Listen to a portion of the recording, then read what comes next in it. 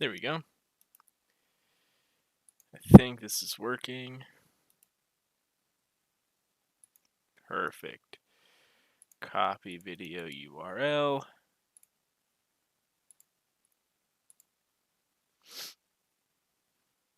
Literally, I watched the playback, and the first thing is like me sniffling. That's great. Perfect.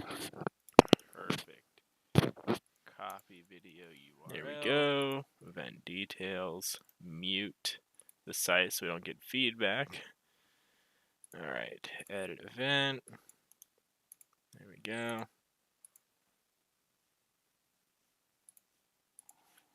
And ping the loyalists.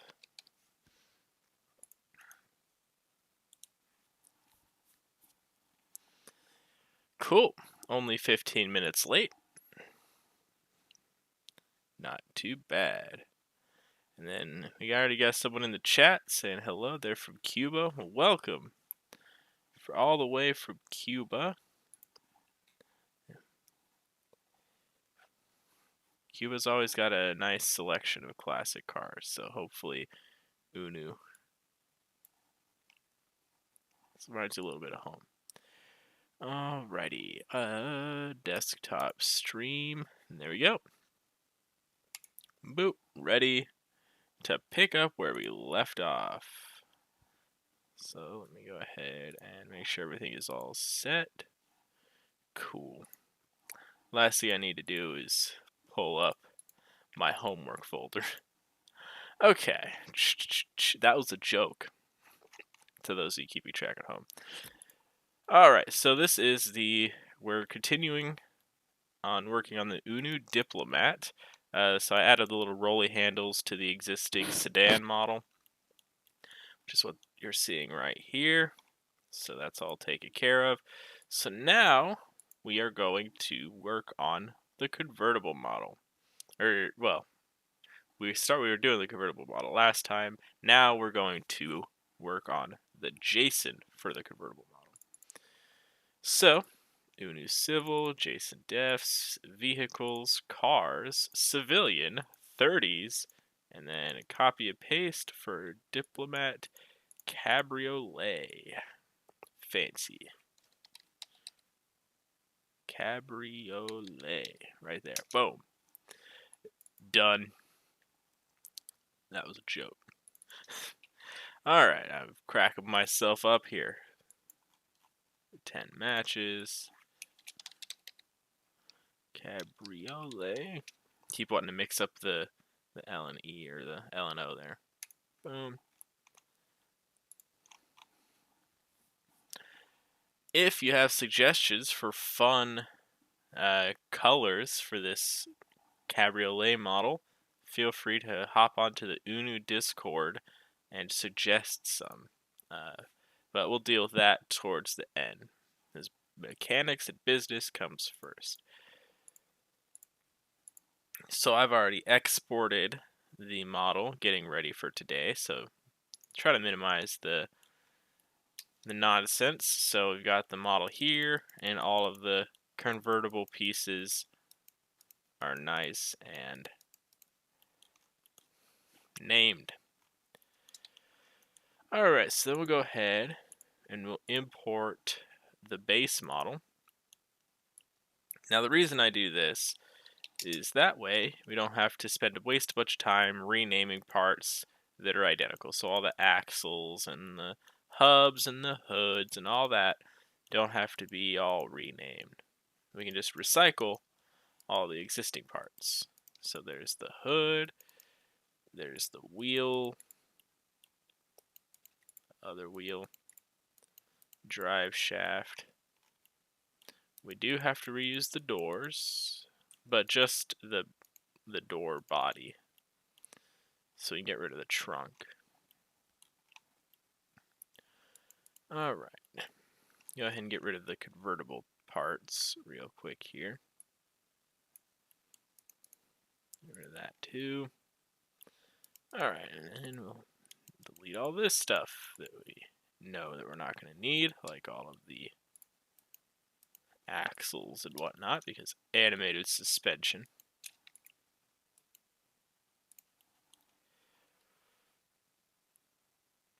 Okay, that could be all removed.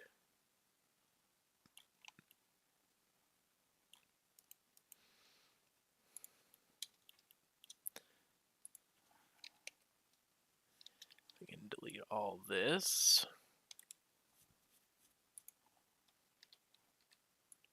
So those door handles are already going to be animated.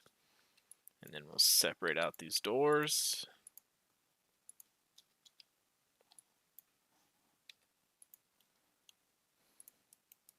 Excellent. And then now we can get rid of, I'll go ahead and get rid of these doors. So this is the base chassis that we're going to need to reuse. So I'll go ahead and I could delete the base chassis from the other car, and the doors, but I'll go ahead and save those for naming stuff. I could delete those. So now I got to delete the stuff that I don't need from the chassis, so things like the lights, the axles, and whatnot.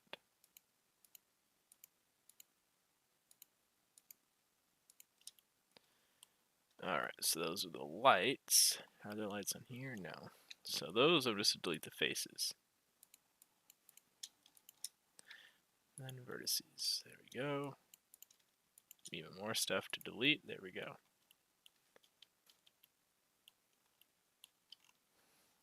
And sometimes there are those random extra lines, like this.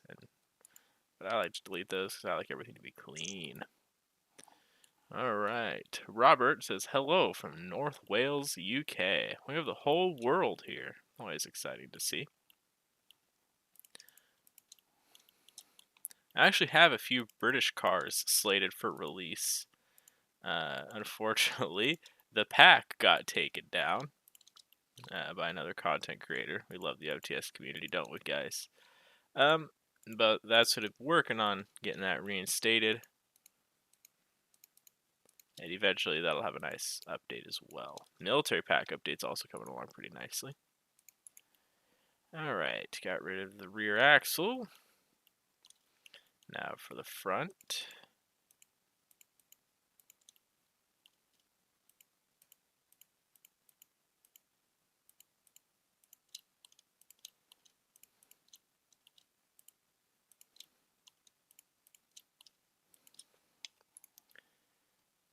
Perfect.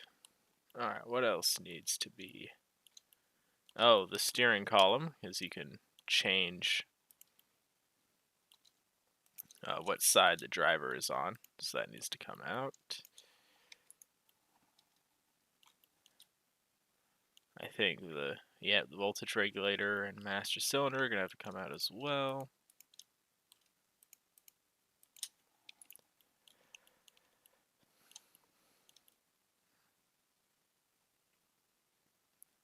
I think that the dash too. Yep, the dash as well.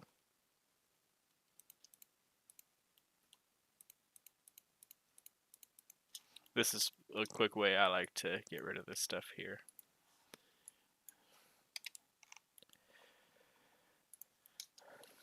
Okay, anything else?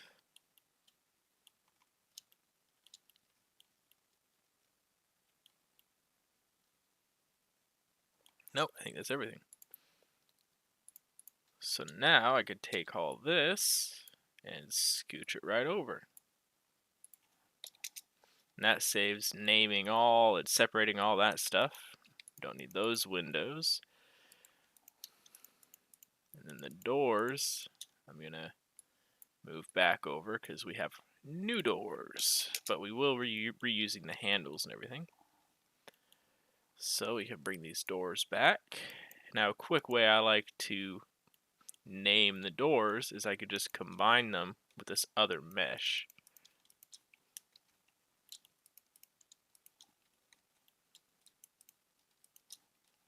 Boom, now they're all named properly. So then if I need to delete them, I can just go through and delete them.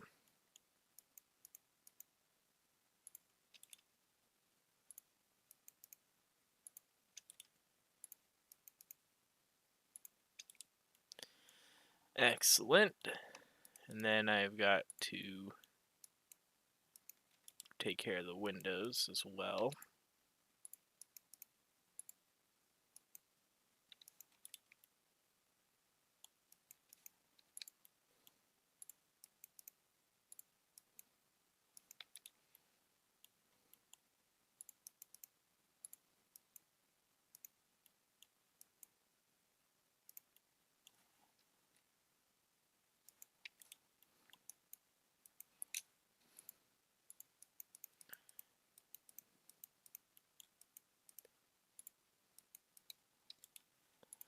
And then I could do the same thing here.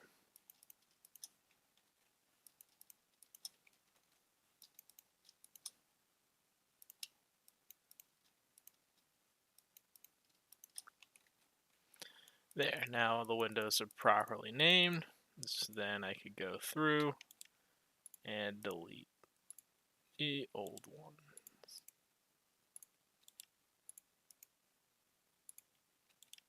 Boom. And then the last step, specifically for these doors, because the frames roll down, is the frames. Are the frames.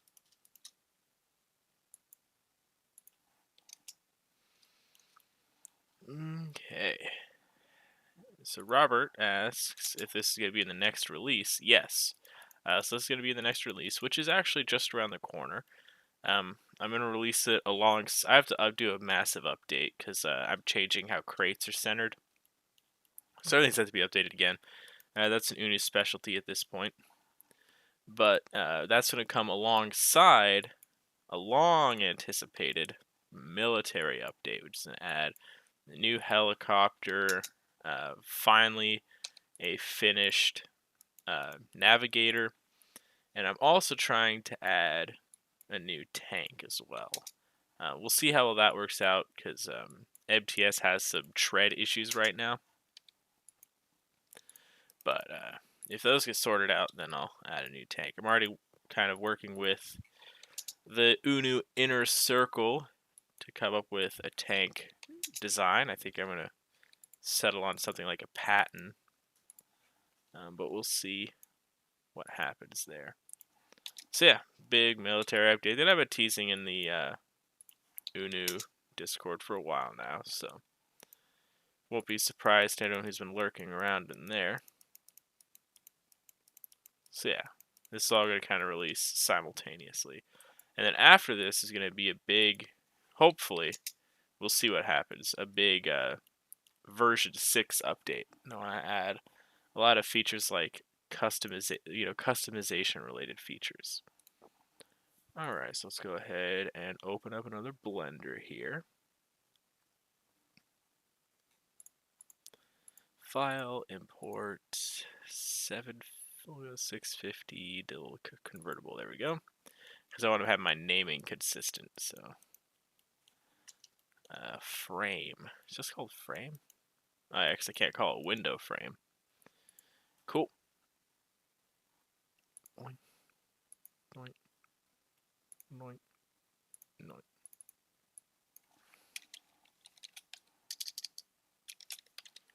Frame.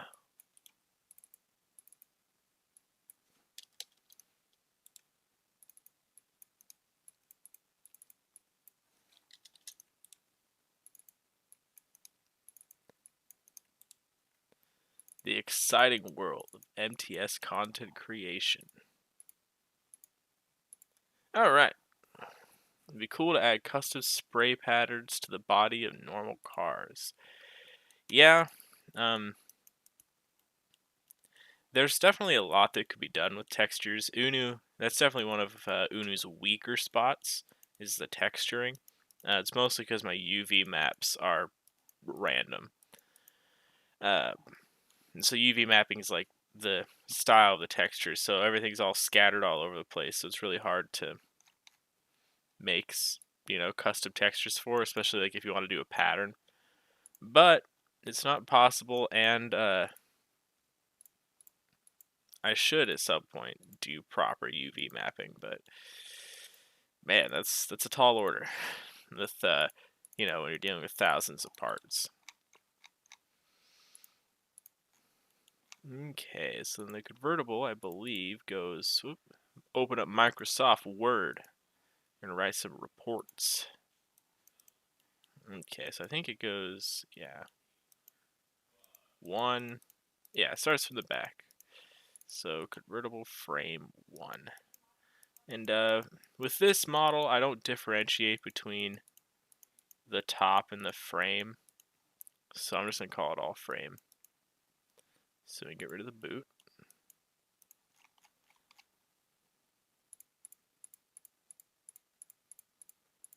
Boom, boom.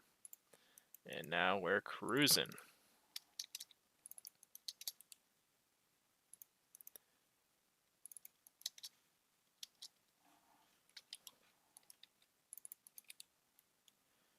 Three, 4,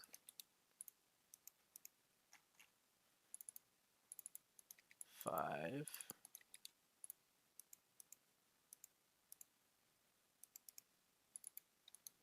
6,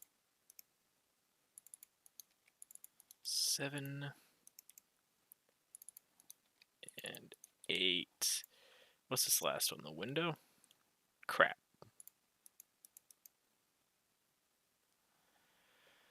I missed that one. So this is 9, 8, 7,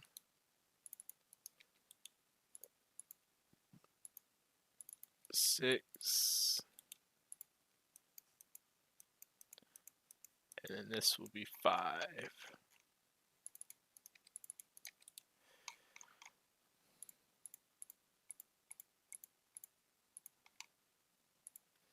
Alright, and then this is 2, which means this is going to be 2 window, right? Or do I just call it window back or something? Top 0 window, okay.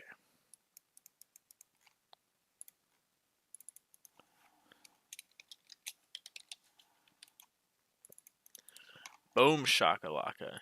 Named and ready to rock and roll. File, export, don't write materials, and then cabriolet. Alright. So everything but the convertible we don't have to worry about anymore, because that's already taken care of. So this is all that's left.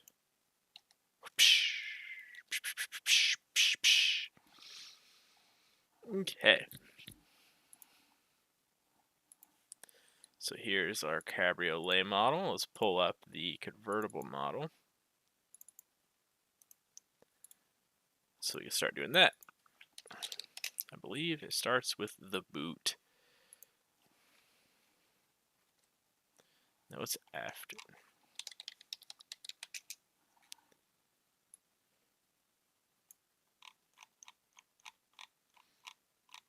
Oh no, you're seeing my JSON. Take me out to dinner first. Alright. And wiper, headlight switch. There we go. Okay, convertible boot.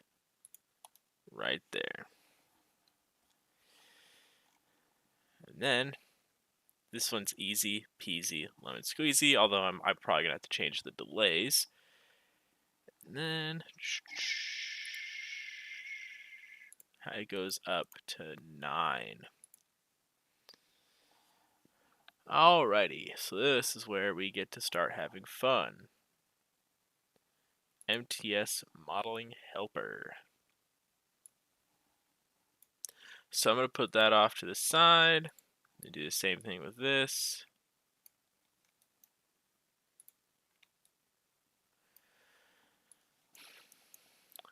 Show borders of visible parts. Make part types invisible.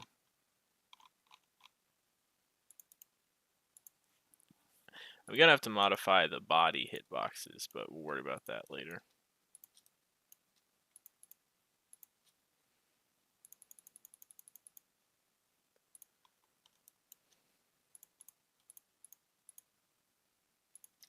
We'll get rid of these. I also need to add the JSON for these.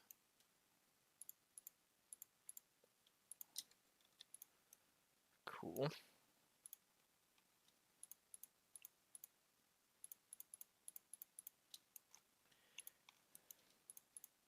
That's my favorite part about Toolbox, is if you accidentally click something that isn't a part, it just unselects everything. Alright, so then this is going to be 6.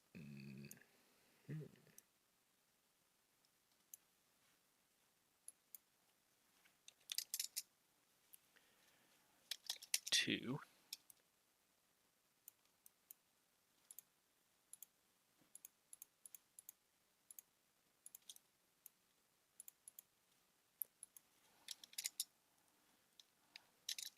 Six.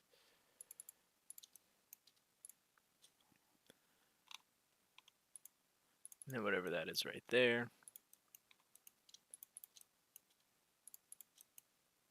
And then bringing it downtown. Okay. So I'm actually going to need everything. Well, here, I'll just make the body visible. Make part type visible. There we go. Oh, and I missed a texture spot. Oh, well, we haven't done the texture yet, so that's actually fine. Well, we've exported it, but that doesn't really matter. Okay, file, export as texture file. We haven't brought this into the mod yet, so modifying it now isn't going to hurt anything. Alright, so first, we got to get all the center points. So to do that, I take this, I enter it into my Excel program, and it spits out the center points.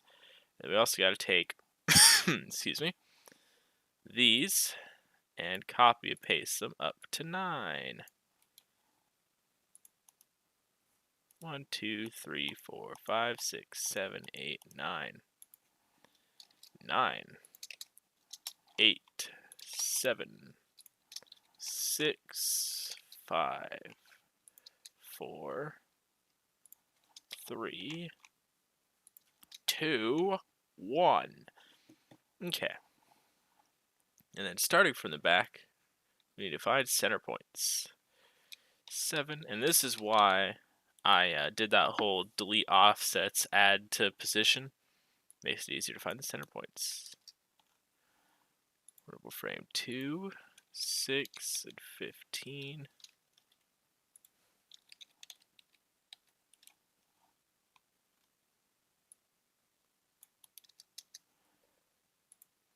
There he is, 7 and 15. And the nice thing is that the first few bits aren't all dependent on each other, so they all kind of rotate independently. 7, 14. And then 5, I believe, was this vertical section that I almost forgot, right? Yep. And then we get into the roof. And 6. Excuse me. Alright, so this is the first parts. 1, 2, 3, 4, 5. And so now I just have to figure out how much they have to fold back to kind of look convincing. Again, this is all going to kind of clamshell together. So this is going to go down a little bit. And then the next one will go down more. And it'll kind of all, this section will all just kind of, you know, directly fold back. So it's not going to be super pro, but that doesn't really matter. Because this is a little too complicated to get. I could get it to fold down right, but I think this will look better, even if it wouldn't necessarily be 100% realistic. Alright, I got Robert asking if I ever get muddled up with the script having lots of text. So, JSON is a very organized system, and I am super anal with my formatting with it. So I don't get confused because it's all extremely consistent between my different JSONs. So I have like a specific order that I do the parts, a specific order that I do the animated things. And so everything is very consistent between JSONs so that I could go between different ones and they're all organized fairly simply or similarly. So for example, if I go to lights, I start at the back left of the car and then work counterclockwise. And the reason I do that is a little secret for anyone wanting some UNU lore is if you have wheels on a Flansmon model, that's how they start. 1, 2, 3, 4. So my wheels are also ordered in that direction. The first one is right here, second one, third, fourth. And then that's also how I do the lights, is the lights also go in that order. And so every single vehicle, the lights are all in this order.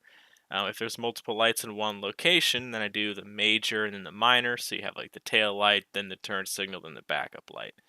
That sort of thing. Animated parts, all, so if I go to animated objects,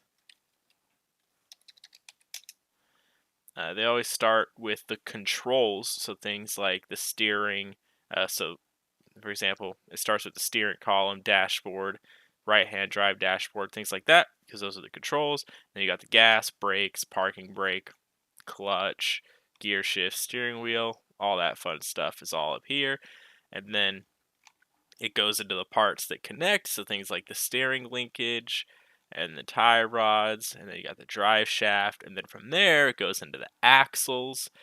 So that's all the mechanical parts, and then I go into the body, which is hood, doors, trunk, front to back. So it's all very consistent. All my models are in this very similar order, and it makes it so that I can kind of jump around between the JSONs and immediately find where I need to go. And so because of that, I never use the MTS JSON exporter because it ruins like the order of things.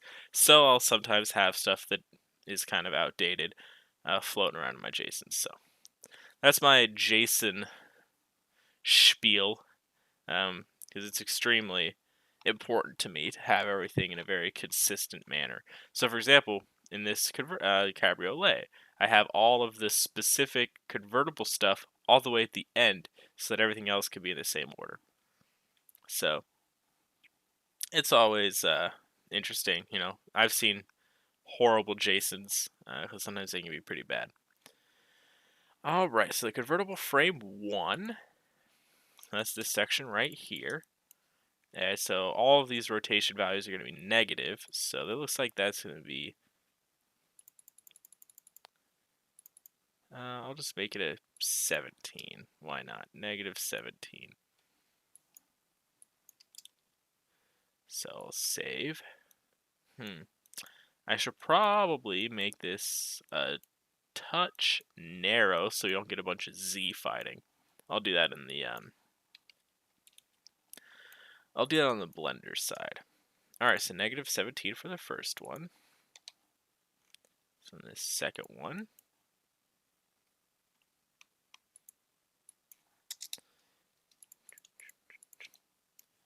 So it kind of fold down like so. Ooh, I don't know if I think I wanted to go down one more.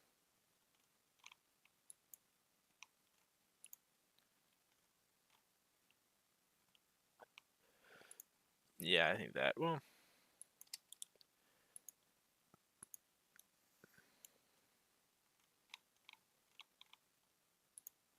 Alright, that center point actually works better. 7, negative 14.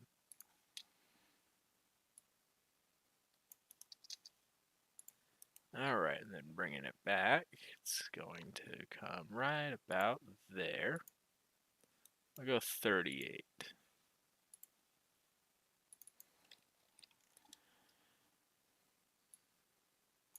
And then this is going to have a animates after.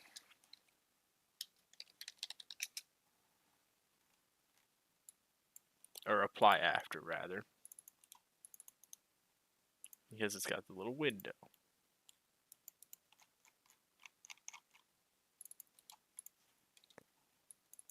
Boom. Alright, then convertible frame 3 is this one right here.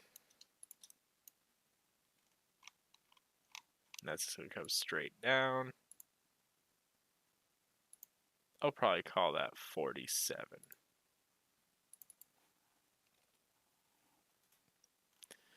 All right, frame 4.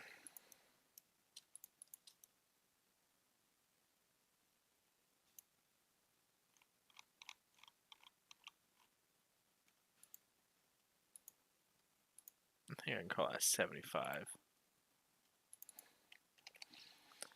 Of course, the one convertible I'm doing on stream is like the most low-tech solution.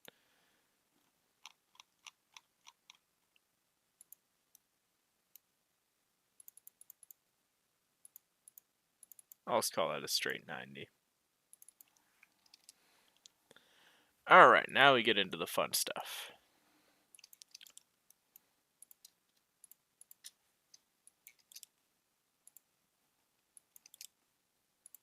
So I'm going to bring all this back.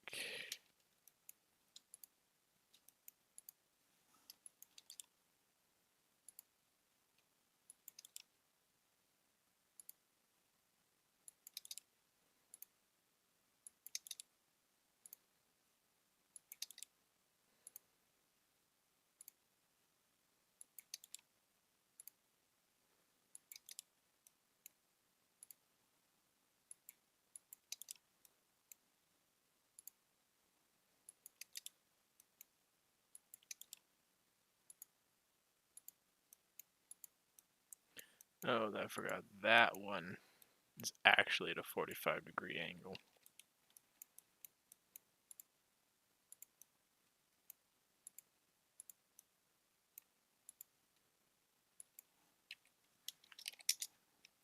I know this is absolutely riveting content. Alright, and then there's this piece right here. Excellent. So now, all this can go ahead and disappear.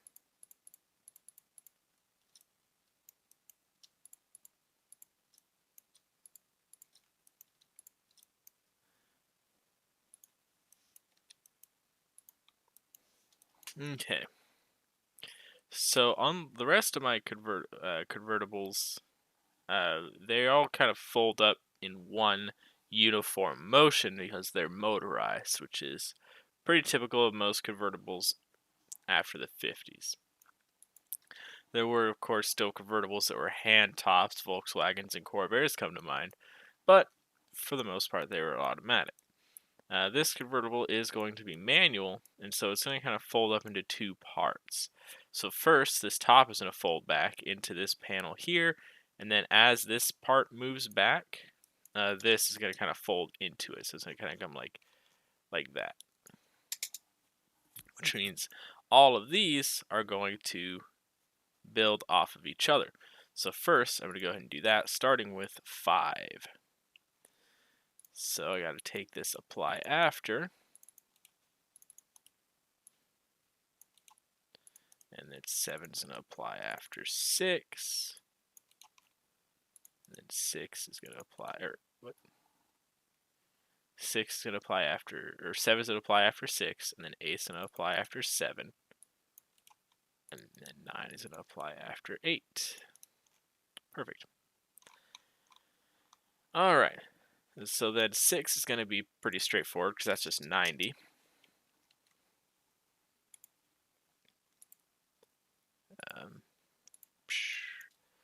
So that now I have to think about which way this is all going to fold up.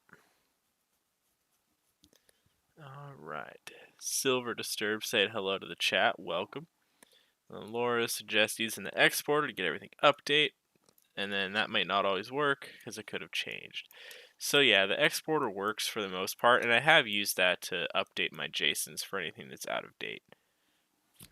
I just tend to update things manually sometimes, but yeah, I have used the exporter in the past. Alright, so this is going to fold down, which means everything has to fold on top of it, obviously, because the doors and stuff are in the way. So this has to fold up, like so. You're going to fold in like that. And so if this is folding up, that means this has to fold down like that. And that means this will have to fold up as well. So this could fold up. And this is all going to be in one motion. So rotate up, rotate down, rotate up. So it should all work. It should kind of overall rise up, fold into here, and then it could all fold back. Although I am going to modify this so that it has a better spot. That's 8.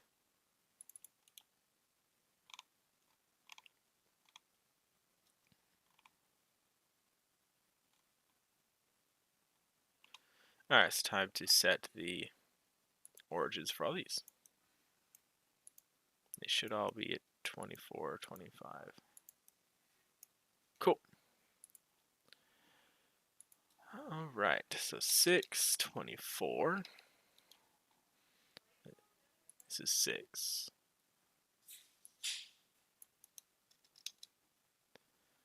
Alright, and then 7 here, it's 15 and 25.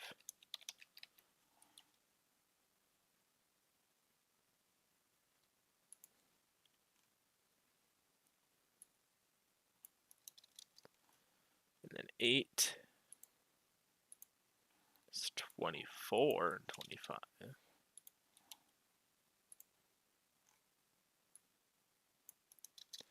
And then finally, we've got 9, which is 33 and negative 25.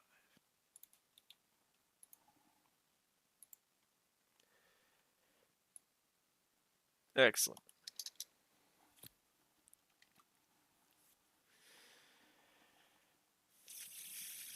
So now, it's time to come to the process. Well, actually, first, I suppose I should do the direction. So this would be positive, negative, positive, negative.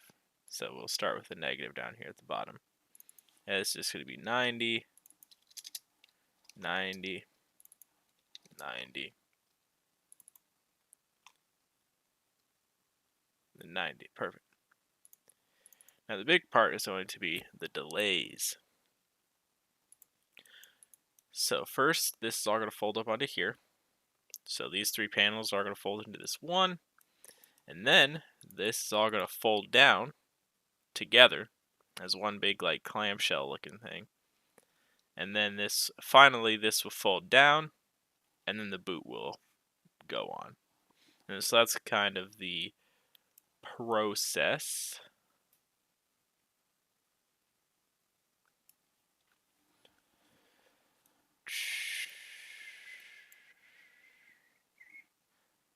So I typically do 150 divided by 3 because it's 3 major sections. Alright, so 50. So I'll go 60, well, 70, 30, 70, 40, 40. I think that's what I'll do. Well, 150 minus 80 divided by 2. I think I'll do 80, 35, 35. So this folding up is going to take 80, and then folding down is 35, and then folding down is 35, and then the boot. So 80, 35, 35 is what I think I'm going to do. So that means I also need the delays. So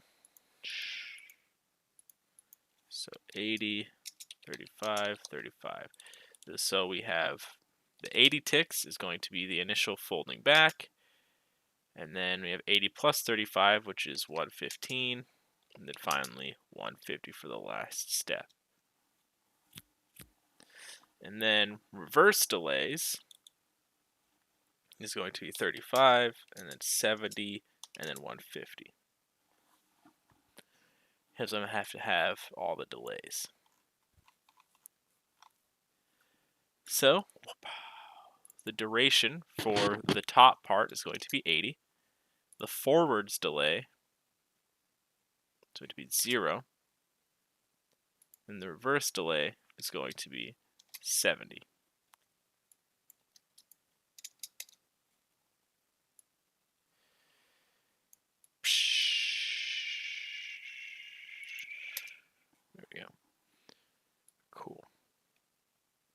So this is for the top 4 sections.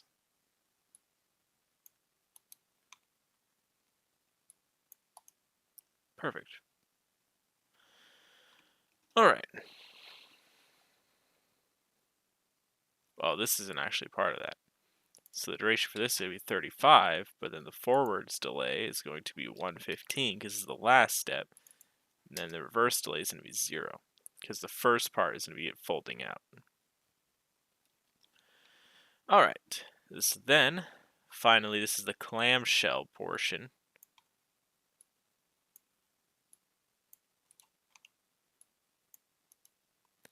Where it's going to take 35, the forwards delay is 80 because it's immediately after, and the reverse delay is 35 because this is kind of the middle portion. So this is after it folds up, but before it folds down. If you're picking up what I'm putting down.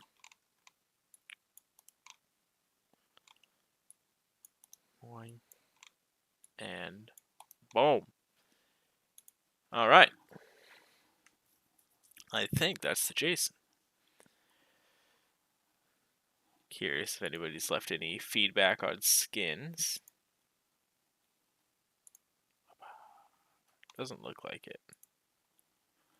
Cool. I'll just pick some skins then. For now, one skin that I know I'm going to do is going to be the Blackthorn skin. So for now, I think I'll just do that one. I'll add more skins, but we'll include that later on. Well, you know what? Might as well do that now, actually. While we're here, while we're juicy. Parts, make all parts visible.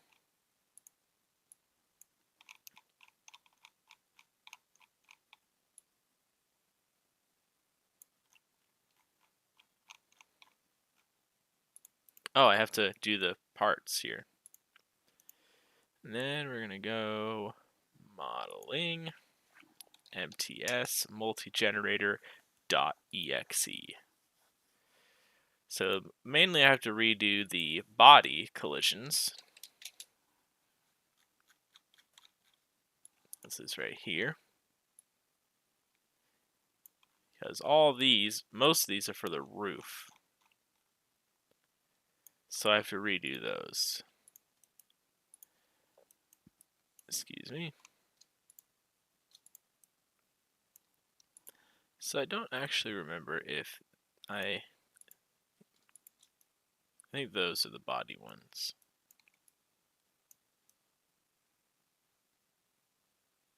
Yeah, that's it. Because those are all going to be the roof. Generate hitboxes.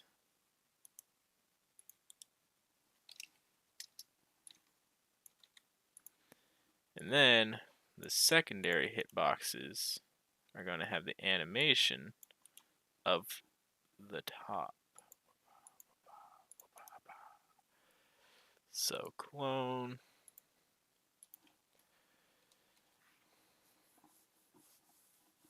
Well, I guess it's going to be opposite of the boot.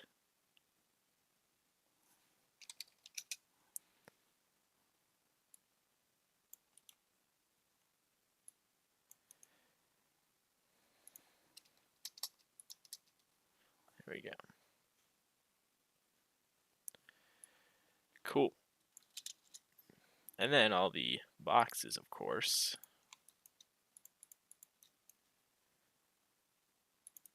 Select parts. Get rid of these. What the hell? Select parts.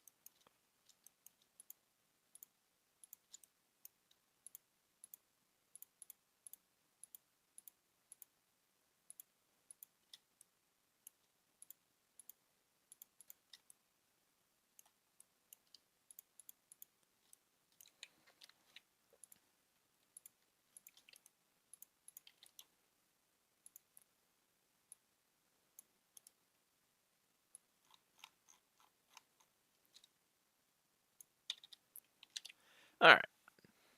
Now that's done. I'm going to leave this up just in case I need to redo things. Cool. I've already got this open, so I can bring this back over to modeling. Minecraft Transport Simulator. Oh no. Materials. Diplomat. And GIMP.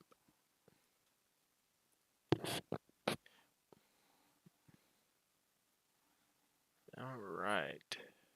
Joanne Pablo says, hi, welcome to the stream. I probably pronounced that first name wrong, but I'm pretty sure I got Pablo right. Okay.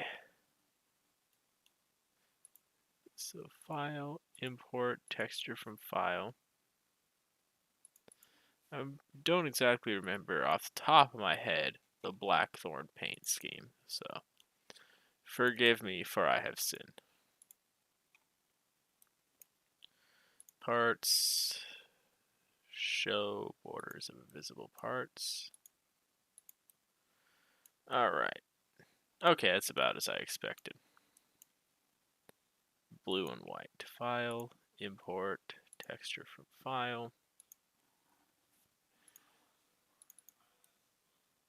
There we go. So we'll go ahead and start texturing this.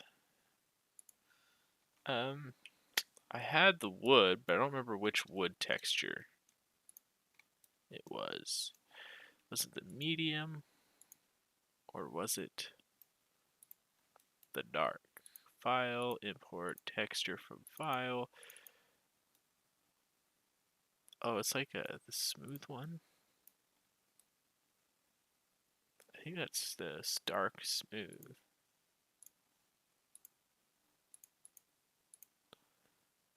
Deco wood dark smooth. Yeah, I think that's it.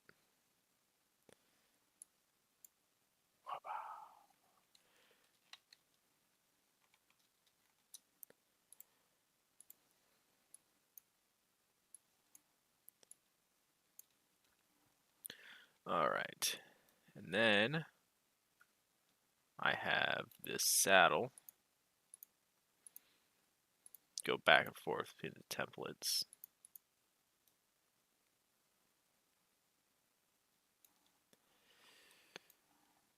Okay, colors, manila cloth for the door panels. And then I think everything else is paint. Well, except for the top. Oh, and the carpet. What color is the carpet?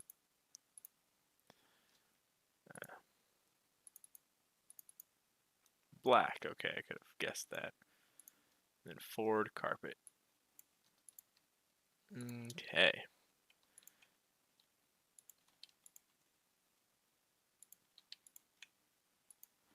So there's the carpet. There's the wood. And there's the cloth. Cool.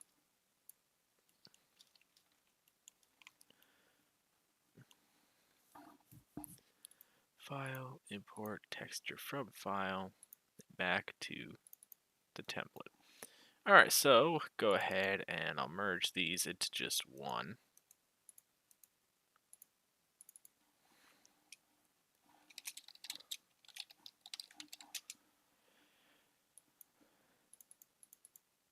Alright.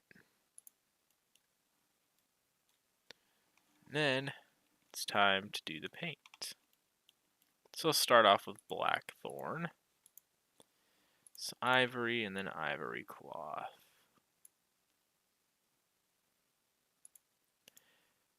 Add alpha. I need to go through and add alpha channels to these because it's a little annoying sometimes to have to do that manually. There's the ivory, and then there's the ivory cloth. Down, merge down,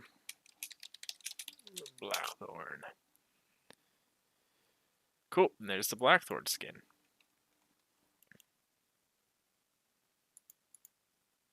There we go. So that's one down.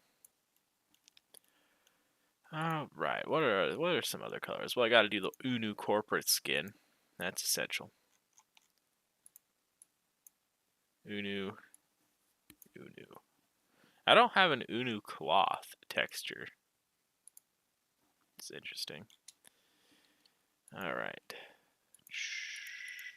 So that's the paint.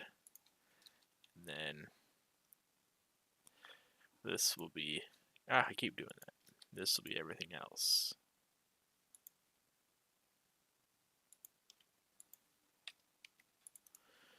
Merge down. UNU.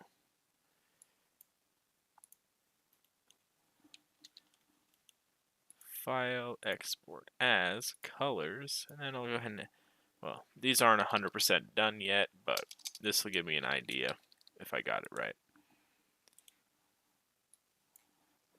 File, import texture, cabriolet, UNU, slick. It is a bit much with the cyan with the top, but it's a vibe. I can dig it. This is such a good car as like a convertible. I'm really happy with it so far. Alright, so we got the UNU and the Blackthorn textures figured out. What's next?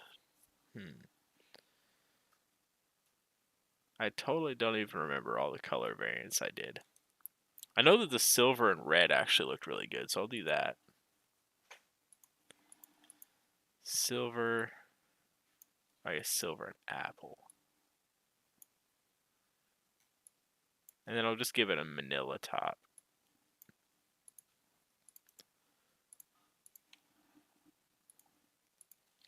Alright, so the paint, silver.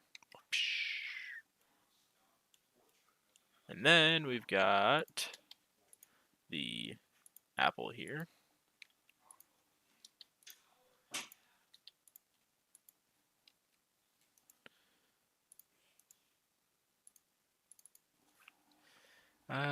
What did I call this one? Is this a silver or apple?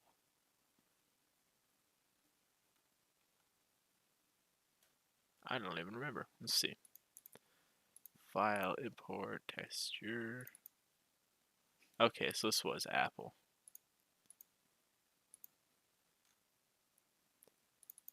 And the silver one was like gray and silver. Okay.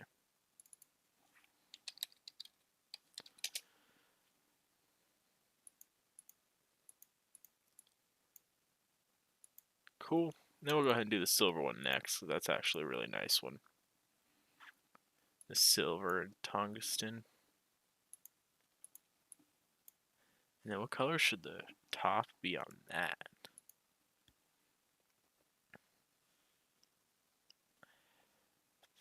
I think the tungsten cloth would work. It might be a little bit too much dark gray. So we'll go with the silver. And then the tungsten. And then the tungsten cloth.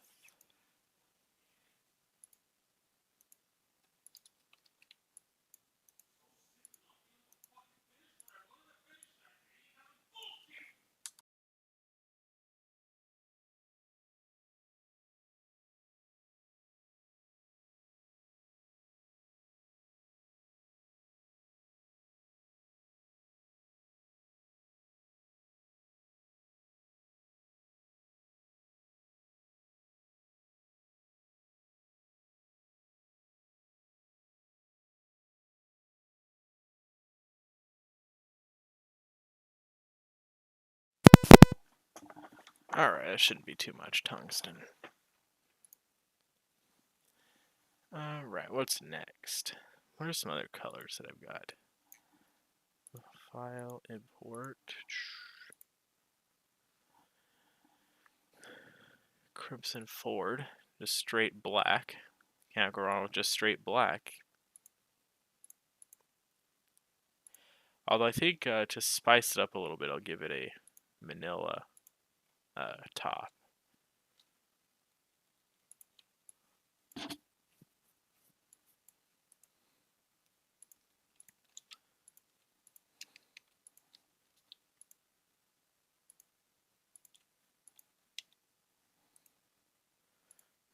down, forward. So that's 5 colors now. I want at least 4 non-Blackthorn themed ones. File, import texture, the Ford, the ivory, manila, mint, olive, and silver. That's okay, but I don't really think it suits the cabriolet. The mint, though, that's pretty solid. Alright, I think that'll be the last one. Oh, I got a ping. Yeah, so color suggestions with Ford fenders, apple body, black and red. Alright. Try that one out. Alright, so first we'll do this mint one. Mint and jade.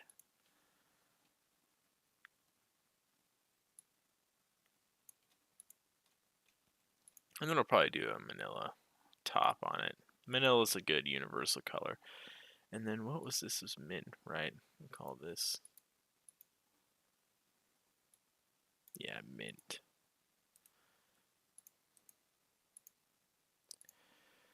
Alright. So we'll go ahead and manila cloth for the top. Then jade for the fenders and little grill thingies. And then mint for the paint. And element A, B, C, D, F, G, H, K, element O, P, Q, R, S. Cool. Alright, and then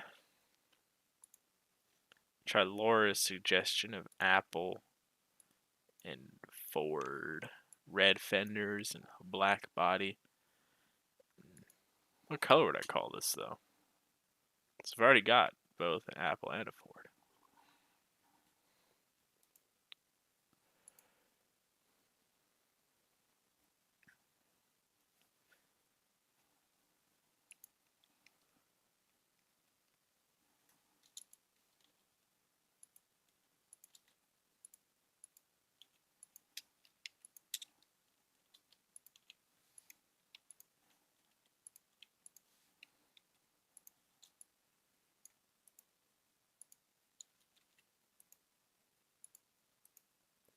Alright, let's see how this second apple looks. File.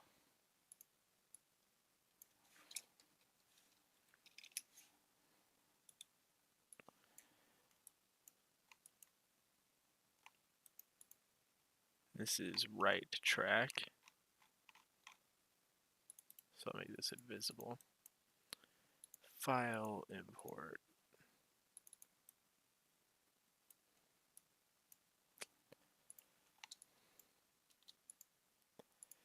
I mean, this is a flashy color combo, but I don't think it. I like the more reserved colors for this specific vehicle.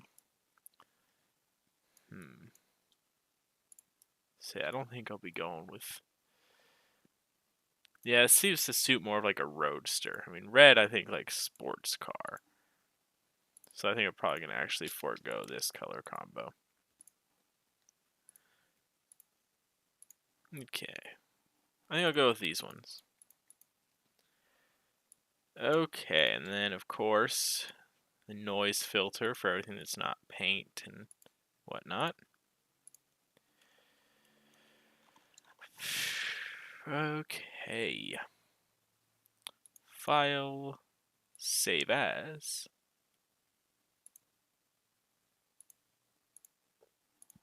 Excuse me.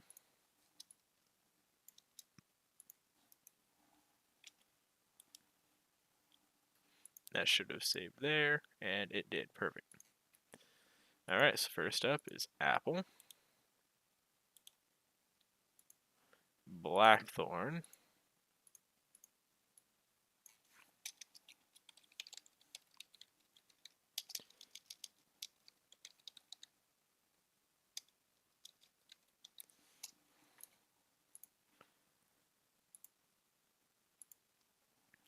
Ford.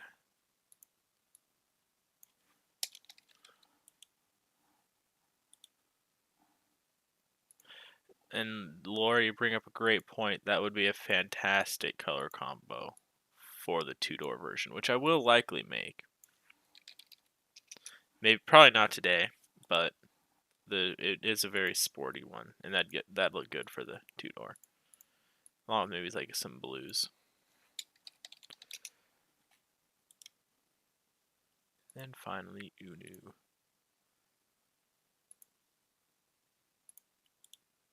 Alright, and then of course, you gotta double check.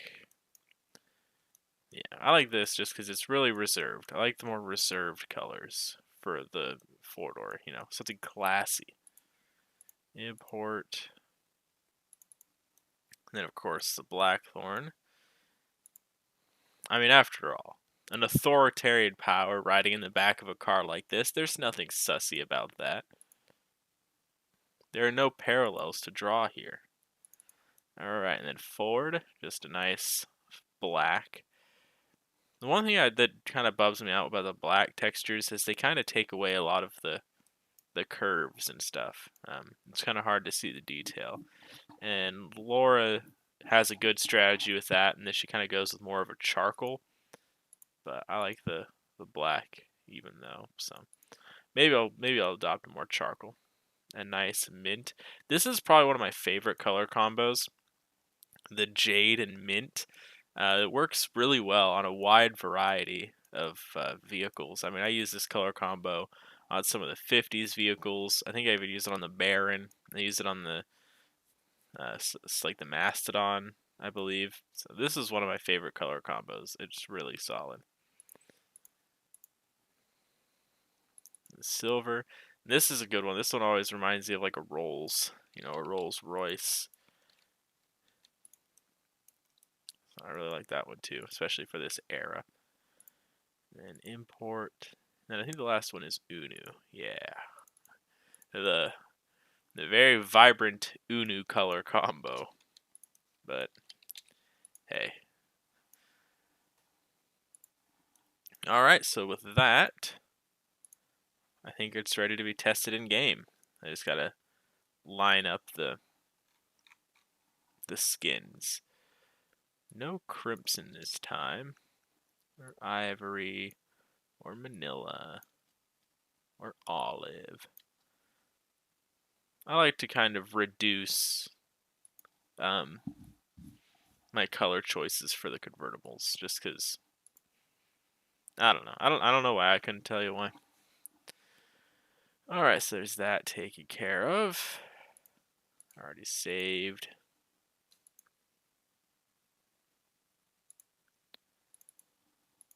So go ahead and pop this. UNU Civil Pack, Assets, UNU Civil, Textures, Vehicles. Boom. Oh, I gotta do the shader version. Can't forget that.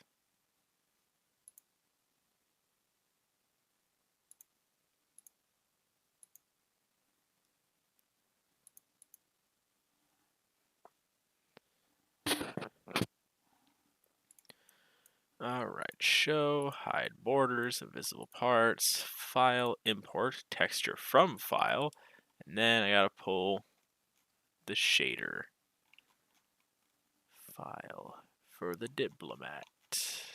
750, banker, barista. It's funny like how far you have to go before you get to a D for the UNU vehicles. Because there's so many where it's like B. I have a lot of vehicles with B. Barista, Baron, Broker. And then, of course, the 650 is 750. Okay, so this is the shader texture, which I already noticed a little error there that I'm not going to fix because I don't feel like it. I'll fix it on the convertible versions.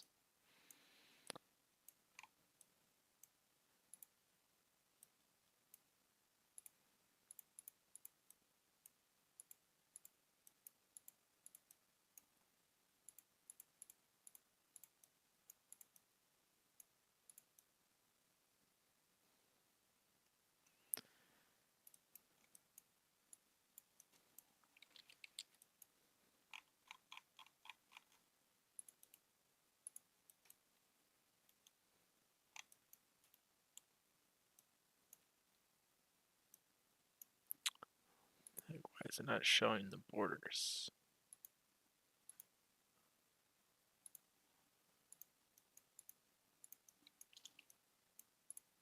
Edit, select all visible parts. There we go.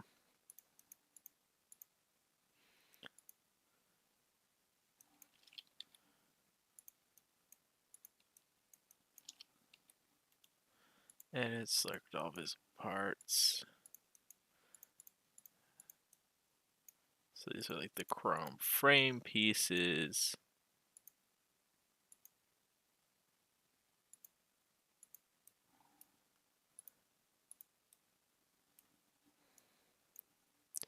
And everything else is going to be black with the exception of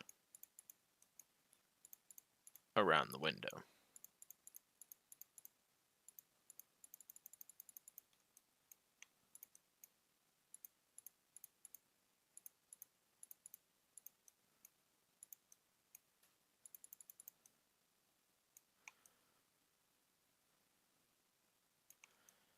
Okay.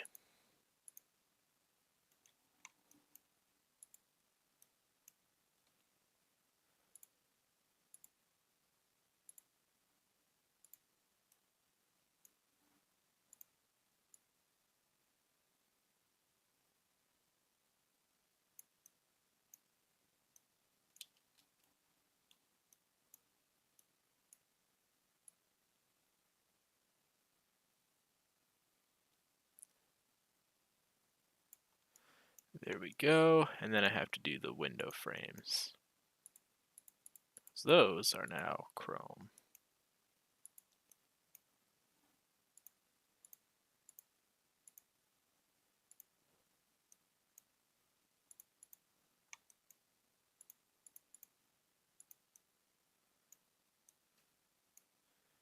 And then the black along here for the cloth.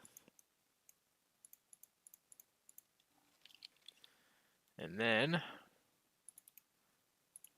so this is all painted now, so I have to do that.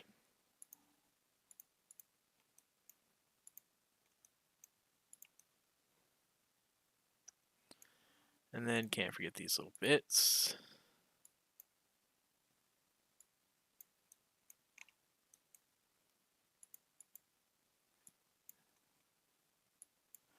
There you go.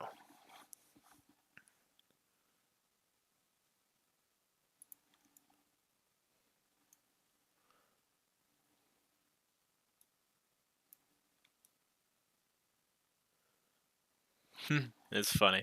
I'm just now reading the chat, and Laura's like saying, "Don't forget this," and then I do it. That's funny. Okay.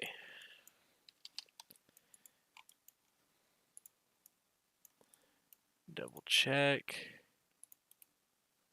I'm just gonna delete these for now. They're getting in the way. I just want to save this toolbox file. Cool. So there's the cloth. There's the paint. So file, export as texture file. And I'll throw this here because I have to crop it.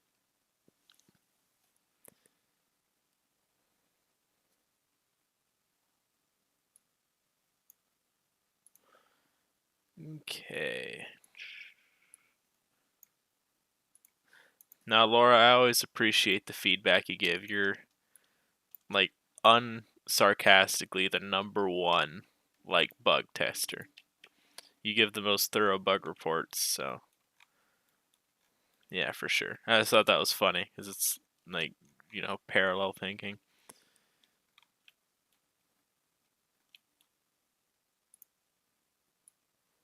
All right. I'm doing this part off screen just because totally doesn't really matter.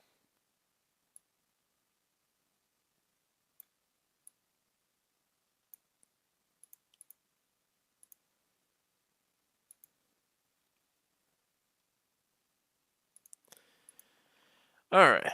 So now this is cropped to match the cabriolets.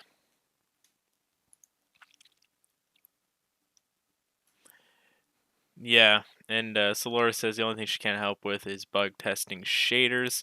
Honestly, shaders are like they're a nice bonus feature, but I'm not super concerned with shaders.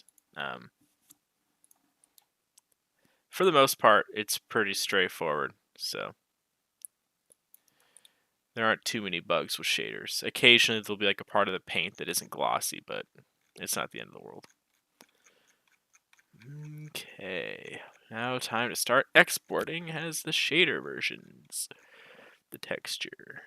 Diplomat, Cabriolet, Apple, _S.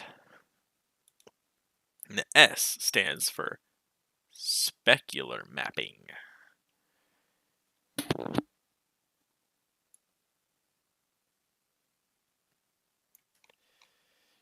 Diplomat, Blackthorn, S, then Ford, Mint, Silver, UNU.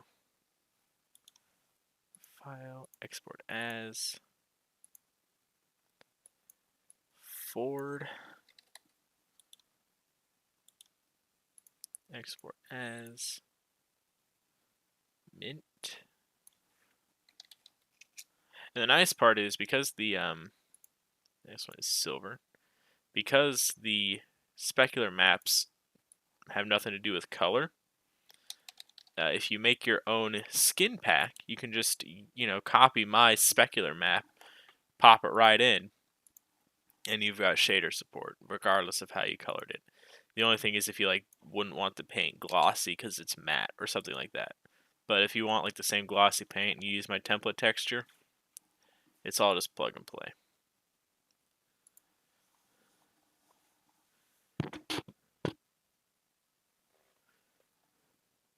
Yeah, you could if you drop. So for example, Laura's saying it'd be cool if you could do the difference between glossy paint and matte paint. You could. So for example, this I believe is like, what color is this?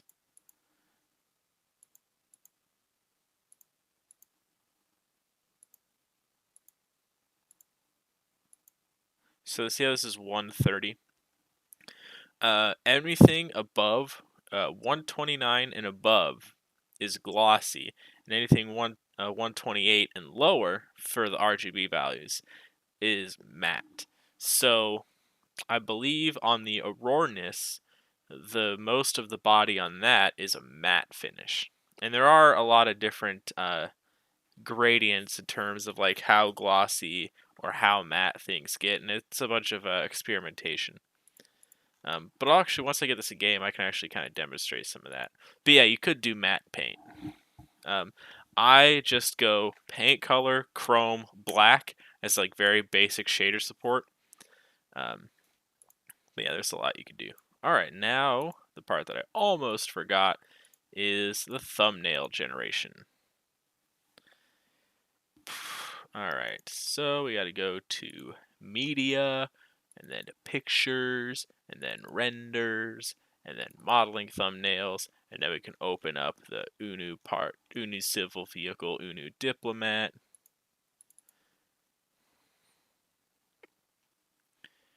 And then import the Diplomat model from temp OBJs.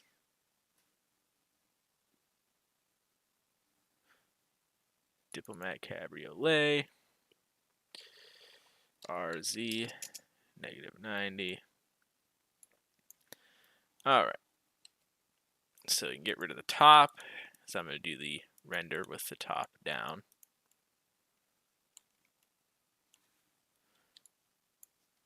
And we can join all these. Sedan. Cabriolet.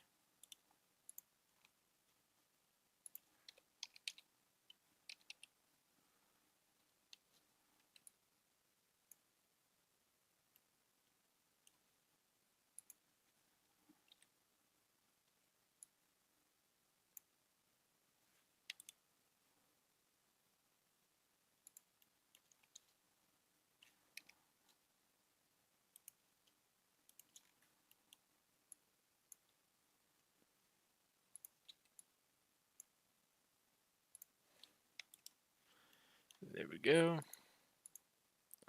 Now we'll go ahead and map this to the same material there. And then the scale and the position. The reason I do this is so that the thumbnails line up and they're all consistent.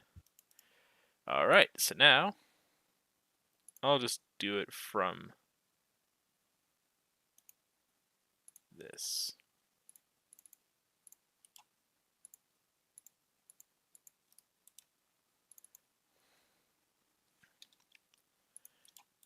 File, save as diplomat, because now it's just a generic diplomat one. Image, save as image, vehicles, textures, items, vehicles.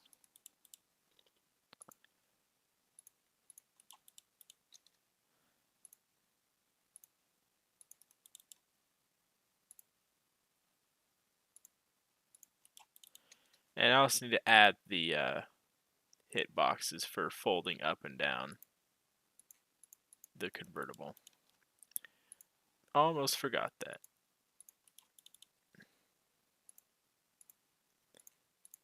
This is what I like about my process for making content, is I have it really streamlined. It's like I'm just cranking out very high quality. Oh, and I think I just crashed it. Ha ha ha, as I'm bragging about my quality. But it's nice because because it's all streamlined, I have like a whole process for just generating things like this. Like I'm generating nice high quality thumbnails just casually. Ain't no thing. And then I have systems for generating hitboxes, generating my textures with materials and all that. And so I could make pretty decently quality stuff at a mass-produced scale, which very, very much fits UNU. Alright, so we'll bring out the diplomat. And yeah, Laura mentions the keep it simple. I assume you're talking about the shaders. Yeah, you could get really insane with shaders, and all the respect for people that do, but I'm more of a... It's the same thing with my materials. Like, you can go really hard on a vehicle texture. I like just, cranking things out. I like to focus on the model, and then everything else I kind of just want to get over with. So my textures are pretty solid. Like you have the paint material, you have like the carpeting and the cloth, and then you have the undercarriage, and it's all very consistent, pretty decent quality. Nothing's too flat and boring. But at the end of the day, I can make it really quickly. So it's not like it's some bespoke thing that takes forever to make. I could just crank it out, and that's kind of it's funny, that's the UNU philosophy, but it's also my philosophy. Alright, so there's one hitbox for the convertible. And then here's the other. Cool.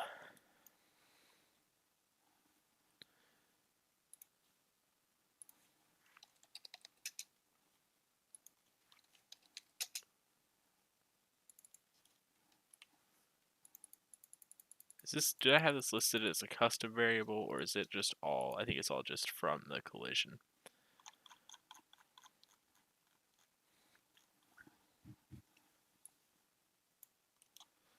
Alright.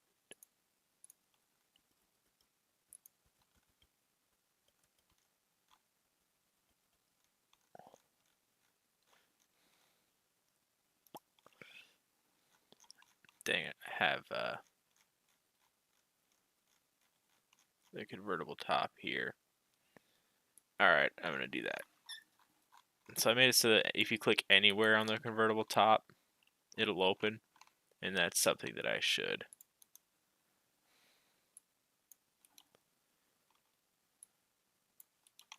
put here too. Alright, this is where Notepad++ comes in handy.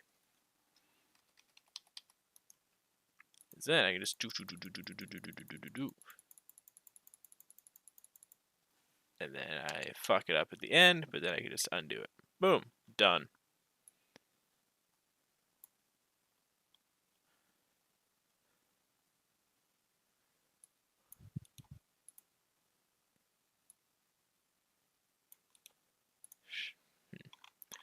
That's something I should add to the other one, but I won't for now. Okay, and then finally is this part.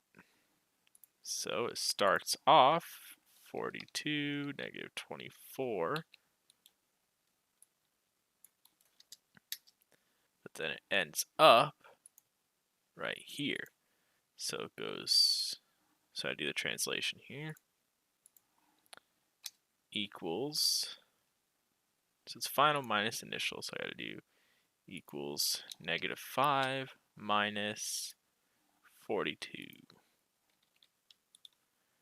And then that's 17, negative 17 minus 24 equals negative 17 minus 24. And then there's the translation.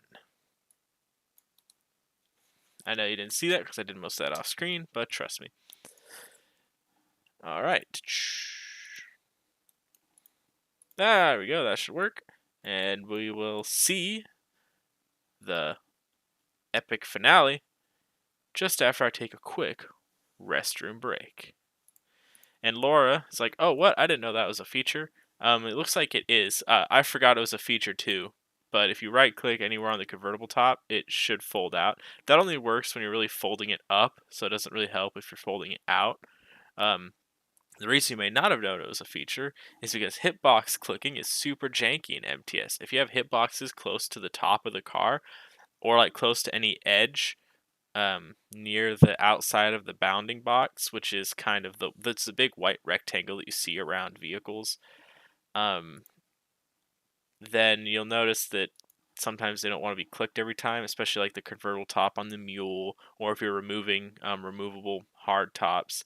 And that's because like towards the edges of the bounding box, MTS's click detection is really wacky. But yeah, quick restroom break, and then we will carry on with the testing, and hopefully not too much testing.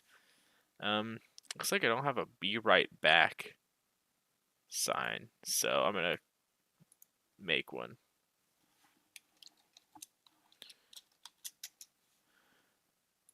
Let's move this right here. This is very professional, I know.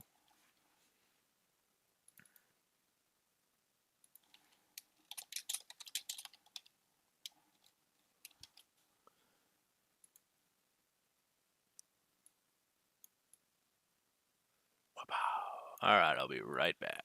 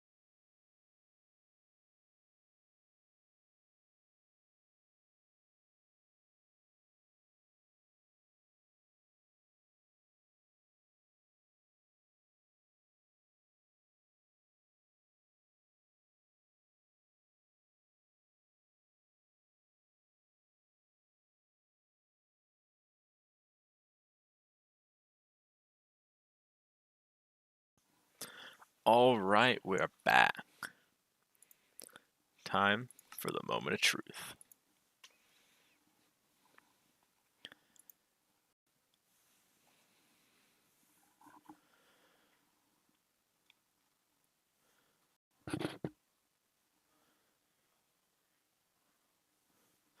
So Lauren's like, oh, I didn't know that was a feature. The thing with Notepad++, excuse me.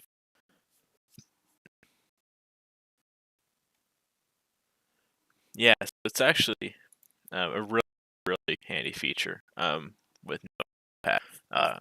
So let's say, for example, I have to do all this, right? So I named it convertible top. I'm like, oh, I want to name it convertible top up, right? So I want to rename the variable that. Well, there's a few ways you can do it. One, you can do find, and then I can do replace, and I can replace top up, and that would replace everything in the document. I could also select here, and then do replace in selection, and that would replace everything in the selection. But I could also record my actions and then replay them. So if you click this little record button right here, now it's recording. And so if I type UP, and then I click the down arrow, get back into position, and then I hit the stop.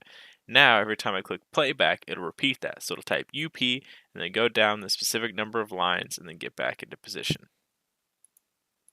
And it'll do it over and over again. So I do that a lot. So like, let's say I get this output here with all these hitboxes, or actually generate seats. There we go. This is one that I use a lot. So I have this right here, right? And these are all the fantastic seats. But I don't actually want seats. I want these to be crate positions. So I could do find replace crate, but that doesn't necessarily work because you also have to have the min max settings. So for example, if I go to luggage, this has to be interactable luggage with a min max value. Let me find other ones. There we go. So what I really want to do is I want to replace all this like that. Now, I could just, kind of find and replace and all that, but it's actually a little easier to do the recording. So I could copy it like this, and with the recording, you have to be very deliberate about where everything is because it's a literal recording. So then I can just backspace to the beginning and then paste. And then I can run it till the end of the document. Oops, that's one time. Whoops. And I actually did that wrong. Okay, so record, paste, and then critically get back into position. And then I could run it until end of file, and boom, just like that, it's all done. So it's super handy if there's a lot of repetitive stuff that you can't just find and replace.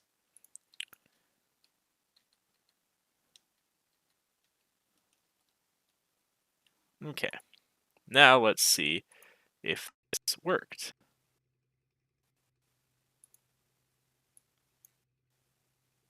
For some reason, my game has been getting super laggy. I think I have too many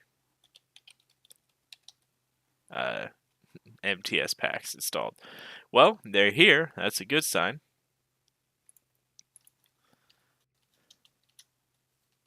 You see the sneak peek on the military equipment here. All right. All right, it's here, so that's a good start. Although I do want to make it folded down initially.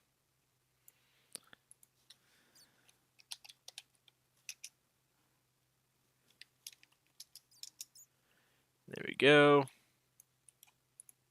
I like my constant variable, UNU is best. A little, what is it? Like self-praise, like self-help, that kind of thing. I think there's a specific word for it, but hey. There we go. Okay, so that'll just make it so that everything's folded down by default. So, there we go. So there's that top part folding up. Oh, it looks like Oh, okay, that's the issue there. And then I think, yeah, I screwed that up too somehow.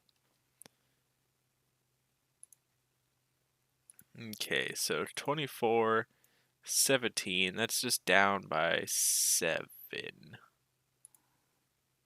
Somehow it turned into 41. 17.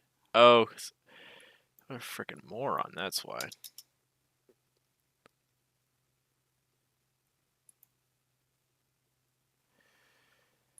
So it's final, which is negative 17, minus initial.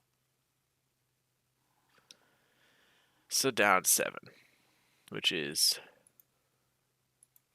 4375. So that's just that there.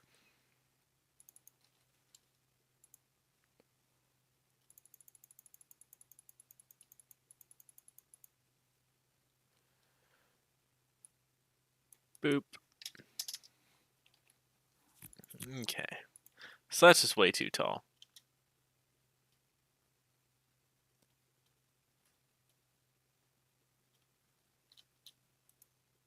And this doesn't fold enough. It only folds 90 degrees instead of 180.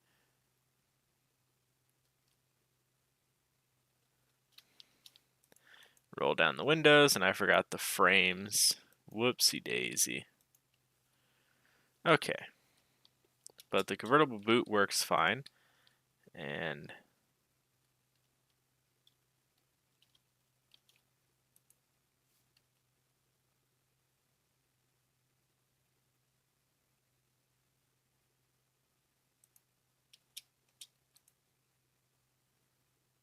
yeah, okay. So I think everything works fine. This is a little slow, and everything else is a little fast, so I'll probably balance that out a bit more. And then, of course, correct the convertible folding. So this has to be 180, 180, and then 180. Then this could stay 90. All right, so I think what I'll do is 60, and then 45, 45. No, 50, 50. Because I want it to be 150 overall to like balance out. So 150 minus 60 is 90. Oh yeah, duff. And then 45, yeah, I was right. Okay, so then forwards, and this is 60, and then 60 plus 45 is 105. And then going backwards, it's 45, and then 90. Okay. So the duration here is 60, and then the delay is 90. 90, 60, 90, 60. And then this one is 105, 45, 45. And then the forwards delay on the last step is 105. No, 90. And then for the last step, no, it's 105. The reverse delay is 90.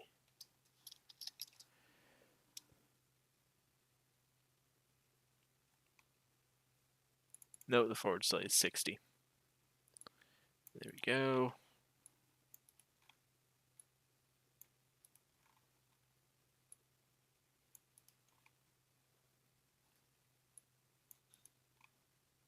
Cool.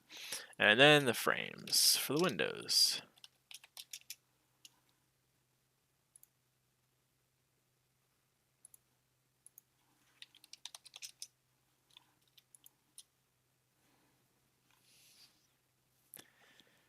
Alright, so get the last ones here.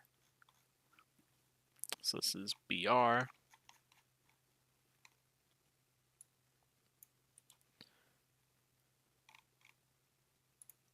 Boom. And then I can just copy all this.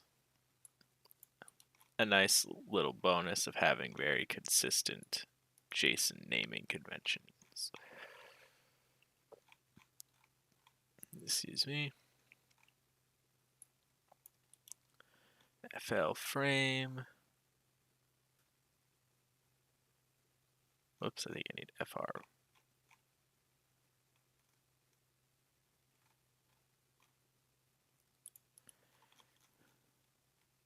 Yeah, FR. Almost missed that one. There we go.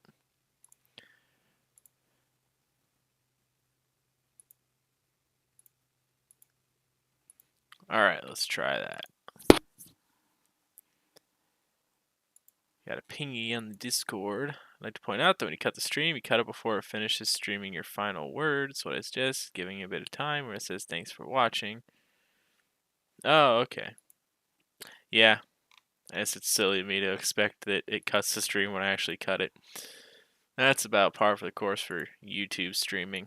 It's so janky. But I like it better than Twitch because it has a permanent record.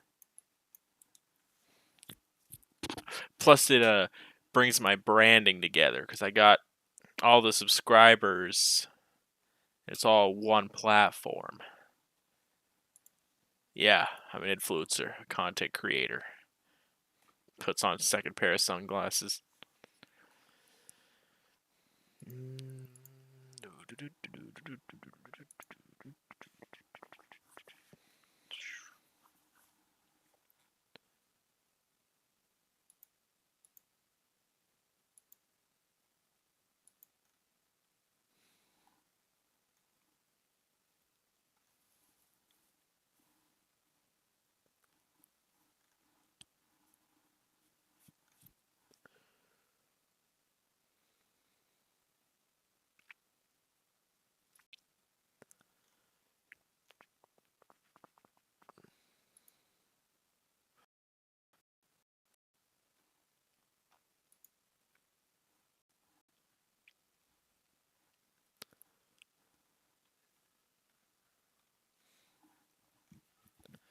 Maybe I should play I have an elevator music like album. It's like kind of, it's not even, I'd say vaporwave, but it's kind of like up vaporwave. It's by Dan Mason. Electric Elevator. Maybe I'll play that in the light background. My iTunes library real quick. Screen cap it. All right. Dan Mason Electric Elevator, and then I should be able to just play it really quietly.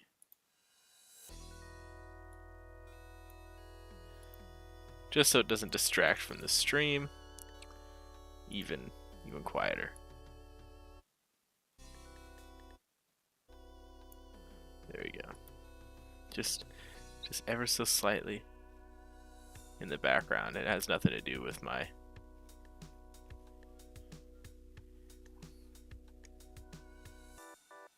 Alright, and I'll cut it down on the stream a little bit too. Cool. So just this right there in the background so we can kind of vibe, a little upbeat, chilling, listening to the Electric Elevator by Dan Mason. I don't think I have anything too sketchy on my iTunes list. Yeah, so this is the album. I've got it on cassette. It's kind of a vibe. Alright, so let's see how this is turned.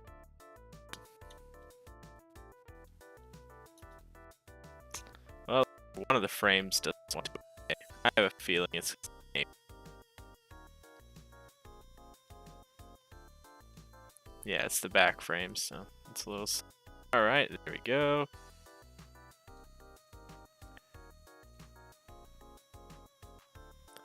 Beautiful.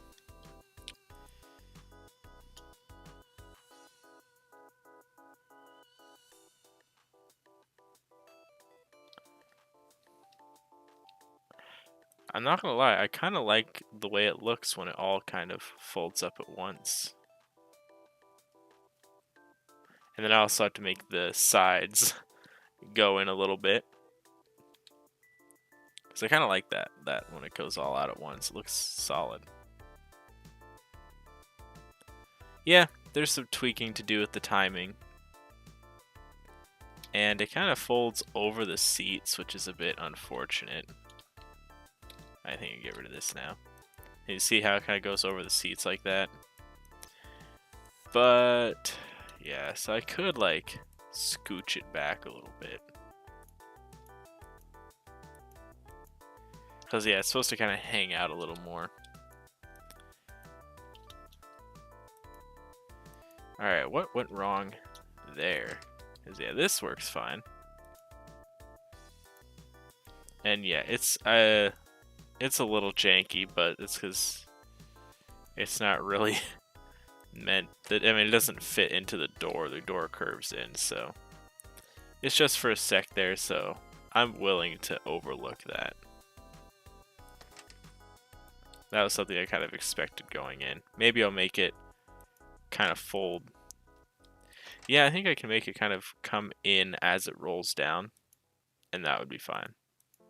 Like if it just came in a pixel, it would work. Okay, so I'll do that. Then figure out why these aren't working. My guess is it's named something different in the obj. The obj is different. Door BL frame. Door BL. Yep. Named wrong. Is it named wrong on this too? Nope. BL frame.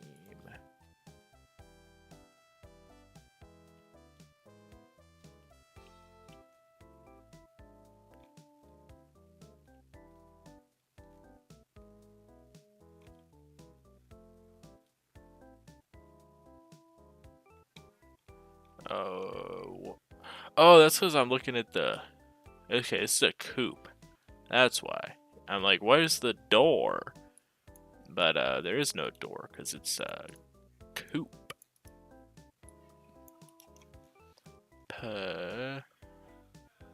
That's why there's no door. Alright, and I'll deal with fine-tuning the convertible stuff later. Alright, and so then the windows, FL window, they're going to come in by a pixel, which is 1 divided by 16. So then that's on the X. So this is just going to come in. This is going to come in. And this is going to come in. And then this is going to come in like that. Beautiful. Perfect. Fantastic. Alright. So that fixes that. And then...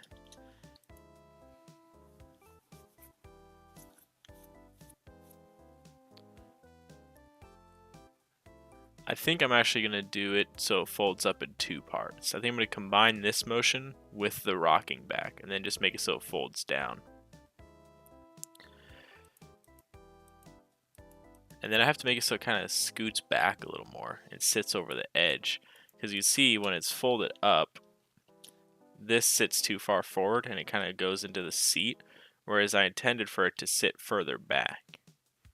So I'll deal with that portion of it later because that's going to be a little finicky. But I'll go ahead and do the other parts now with the timing. Alright. Hey Luigi, how are you? Welcome back to the stream, Duda Voice. He was on the stream yesterday. Doing alright, just working on some pack making stuff. So I think I'm just going to do 150. What's 150 divided by 2? Where did I type that in? Alright. 150 divided by 2, that's 75. So let's do 75. That'll make it easy. Alrighty, so the convertible boot. So the visibility we're not going to modify. The duration is going to be 75. And then this is rotating back. So the forwards delay is going to be 0. It's all going to happen at once. But the reverse, because it's going to fold, the whole thing is going to fold back, and then that last part's going to fold down. So this is what I'm going for here.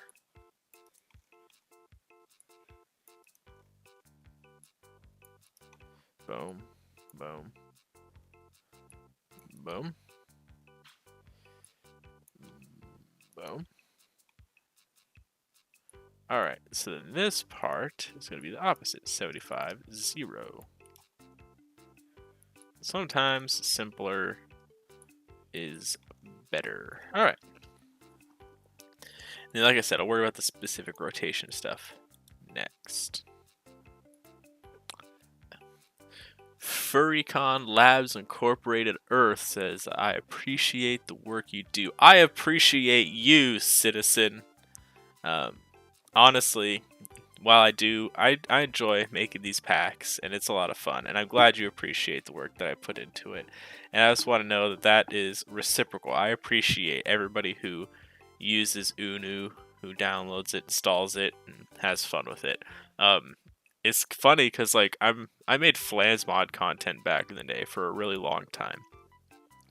And I mean, I guess I say for a really long time, but I think I've been making MTS content a little longer at this point than I ever made Flans. And I didn't make as much Flans content as I did MTS content. Like, I made maybe 20 vehicles, maybe 25, somewhere around there. I have over 100 with MTS, and the reason for that is because it's such a great community. People have really enjoyed my pack, and when I see people enjoying my stuff, it just makes me want to make it more, you know. And I'm not used to having like something that's relatively big. Like, you know, I got the UNU parts pack curse page right here, and we're getting close to 1 million downloads. Like that's exciting. I gotta figure out something to do for that 1 million download milestone. But it's getting to the point where I'm seeing UNU vehicles like out in the wild, so to say. Like I saw a TikTok. Like my brother showed me a TikTok where like someone 360 no scoped like a Minecraft JFK or something, and he was sitting in the back of an UNU. Or I saw another like short video where it was like a guy saying goodbye to his goat, and then he blows it up in an UNU tank. Like it's such a trip to see UNU like out in the wild like that. It's super cool, and so that's not possible without every single person who downloads and supports UNU. So I appreciate that sincerely. What is wrong with this frame? I probably just named it back L instead of BR. Alright. Frame.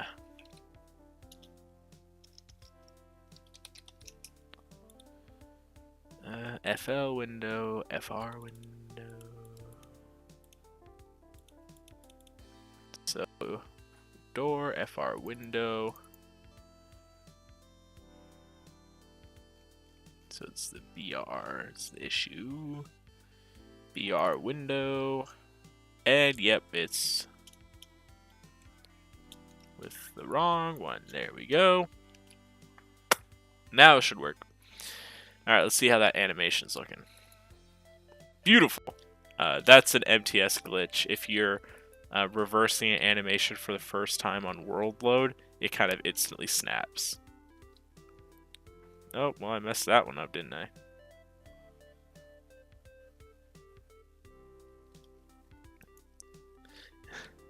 No, that's cool. That's an intentional operation. No, I just mixed up the folding order.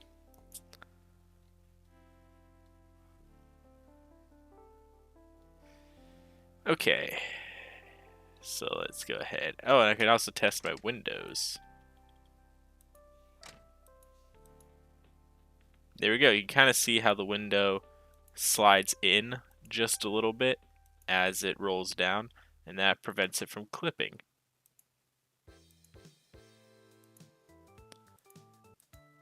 Perfect.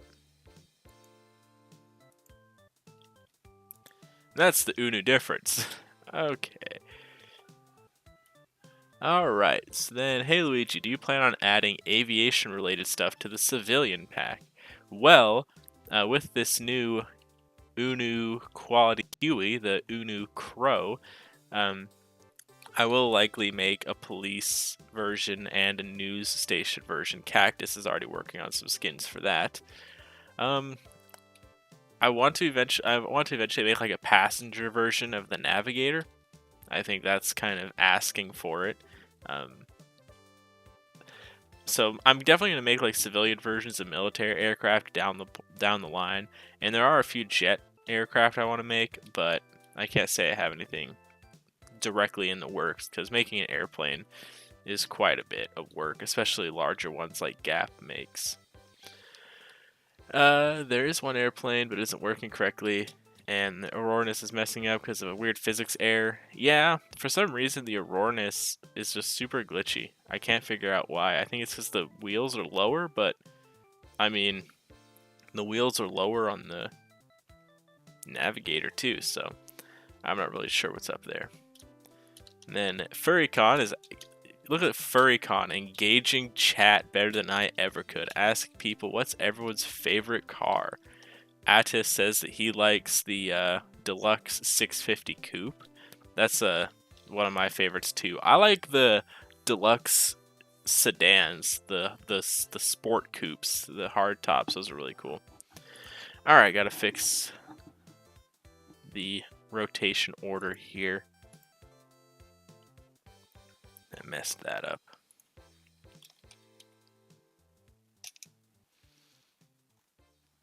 Okay, so the rest of the top is supposed to fold up with this.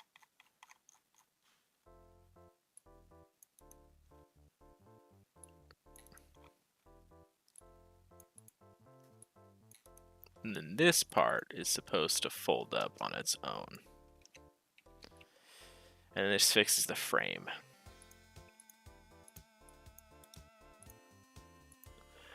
Alright.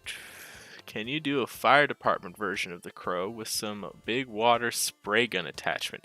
That's possible. I've been wanting to add a fire extinguisher forever. Laura's probably angry with me because she made one and then I never used it. That is something I'm eventually going to do, and once I do, I'm still getting the hang of guns in MTS, and so once I do, I could pretty easily substitute that. So yes, quite possibly, especially because I live up here in the Pacific Northwest. We get our fair share of forest fires. It'd be kind of cool to have something representing that in game. And then Laura can't decide on what a favorite is. Yeah, it's a little hard choosing a favorite. My favorite new vehicle kind of changes over time, so it's very fluid. Whoops. I know that sometimes I like the 650. Sometimes I like the Baron. I think like there are some vehicles where like when I look at them in Blender or something, like I haven't messed with them really a lot, and then I look at them and like I'm blown away by the quality of it, because like, you know, like I mentioned on the last stream, when you're working in all these little details, sometimes you forget to like take a step back and see like the finished product. And the UNU 650 and the UNU Mariner are two that I'm always like, dang, I really did a good job with that one.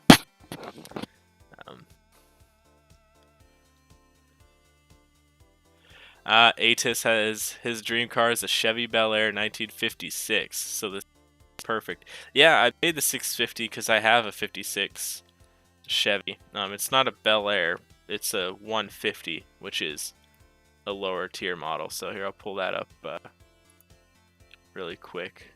Some file photos.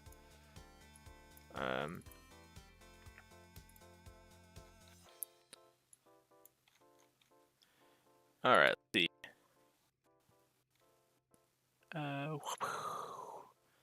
So this is my 56 Chevy that I've been working on. It still needs an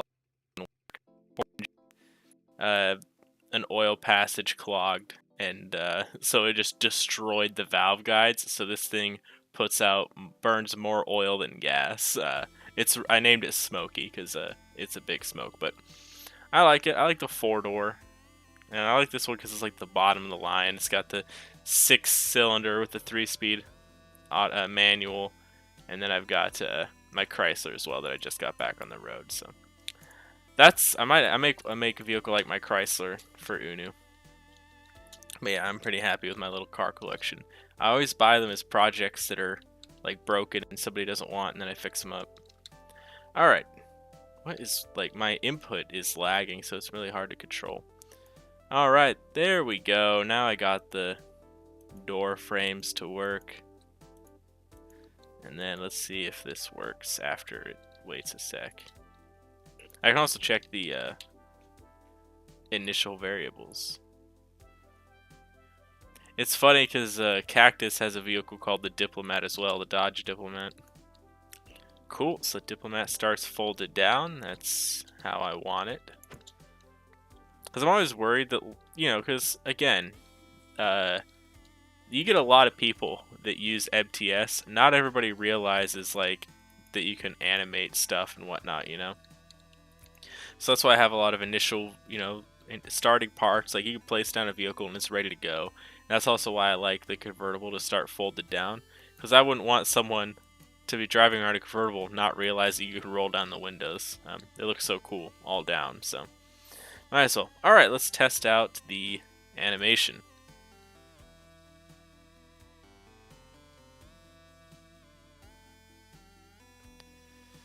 Alright, that last part is definitely a little slow, so I think I could probably nix that. But other than that, initial part being way too slow, I think it's ready to rock and roll. Boom. Ah, it's always so satisfying watching a convertible. Just ignore the Z fighting. I think what I'm going to do with the Z fighting to fix that is rather than do what should be done and like make it a little teeny bit skinnier in Blender, I think I'm going to scale it ever so slightly in just so that it doesn't Z fight. And then I'm going to go back and restart this because now it's getting to the meme ones on the B side. Alright, so yeah, overall, I think this is pretty solid. I just had to fix the Z fighting on that right there, and then fix how it folds in. I also really like the suicide doors because then you don't have a B pillar. It looks kind of neat. Most of the time, cars that had suicide back doors like this had like a half C pillar. I think it's a C pillar. I don't know. But I like to omit them just because it looks super cool. Alright, ready to run some governments.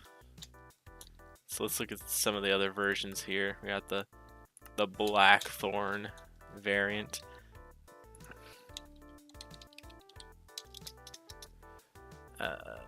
Let's see if this matches up with the sedan. Okay, I just wanted to make sure that I made the grille white on both of them because I wasn't sure. I couldn't remember if I made it white or if I made it blue on the hard top. Alright, then we got the black. Very classy, very presidential. We got the mint, always a classic. The silver, one of my favorites as well. I like all the paint schemes for the Diplomat. And then the UNU, very UNU.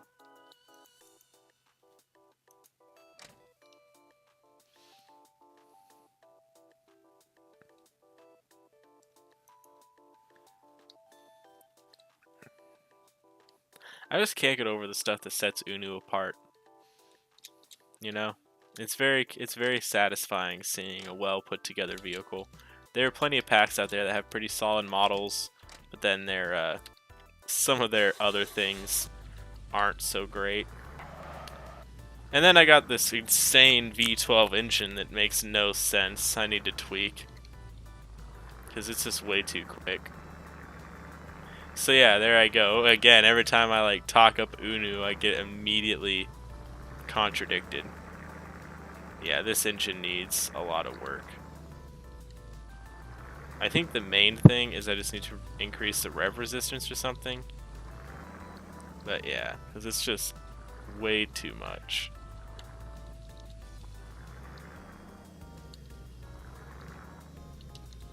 But this is a good extreme demonstration of quality UNU suspension.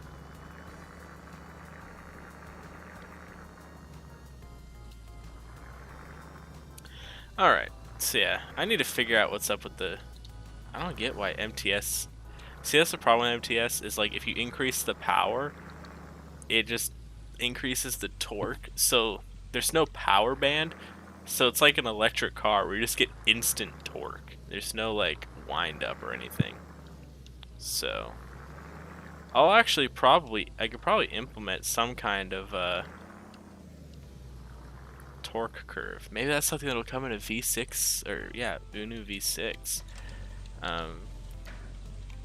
Can I put in a V8? This is less ridiculous. This will be less ridiculous with a V8. UNU flathead V8.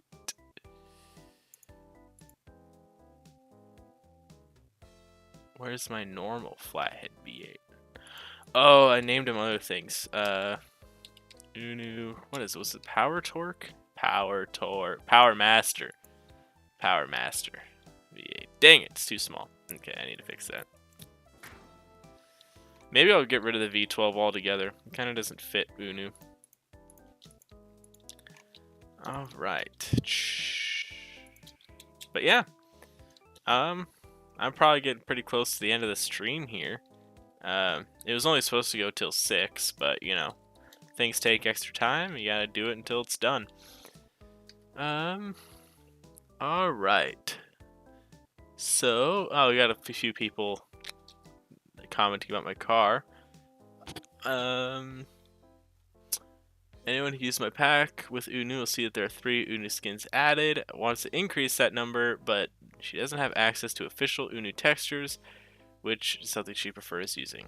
Yeah, maybe I will release the official UNU materials. I'm a little bit hesitant to do that just because, I don't know, I get enough people kind of copying ideas, but I don't know, I don't need to pull a Blaze and be all secretive about it, so yeah, maybe I'll release the colors at some point, especially if Laura wants to make skin packs. Hey, where did the name of UNU come from? Couldn't find anything on the Discord. Furrycon Labs asks. So UNU, the origin of UNU is a very, very funny story. I actually think I have a picture that demonstrates it. Let me see if I can find it. The creation of UNU, yeah. So this picture right here explains the origins of UNU. So for anyone who's wants to vibe with, you know, who's curious about, before I get into all answering these questions and whatnot, oh, I also need to fix the color of these textures. I forgot that this has the old color for the seats. Oops, I'll have to fix that. But this is pretty much the end of the stream in terms of like making the vehicle. It's done. It's here. Look at that. Look at that thumbnail image. So yeah, that's pretty much it. So I'm going to answer questions and kind of talk with people. So Furrycon asks, where did the name of UNU come from? And that is right here. So way back when I first started my modded server, we just my co-founder Bzir and I, BZIIR, you'll find him if you dig through the really old lore and content and website for my server. We were kind of developing lore for our server, and that's actually where Blackthorn and everything came up. Initially, the server was going to be Blackthorn and Redcliffe, were like the 2 nations, because it was a towny server. And then there were towns that these nations fought over. So you had towns like Snowspire, Sandgrind, Oakvale, and these were all towns that would be on the server that the nation would fight over. It would be like a roleplay server. And we decided that we wanted a mega company, a mega corporation that like supplied weapons and stuff to both sides of the conflict. And we were trying to come up with a name for it, and then we were in the Aether, and we saw these little sheep with this little pattern on this side. And we're like, oh hey, it looks like the sheep are branded with a company logo, UNU. And that is where the name UNU came from, as well as the UNU logo. The she puff is a little stretched out because he's puffing around, but that is undeniably an UNU logo. So the origins of UNU, the MTS monolith that it is, the absolute monopoly mega corporation, the name and the logo came from the side of a sheep in the Aether mod. Now the reason this UNU cyan became the color was if you have like, so Minecraft can have several different color codes.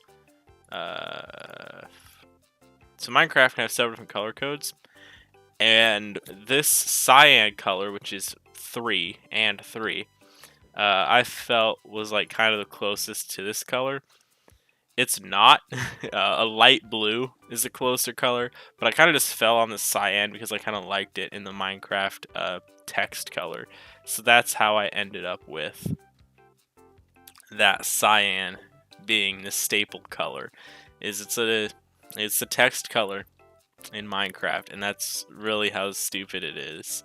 But yeah, the lore for UNU has changed over time. So initially, with the server, UNU was based in the future. So it was like a post-apocalyptic wasteland, kind of like alternate reality thing. And so that's why I think I have something called unreleased content.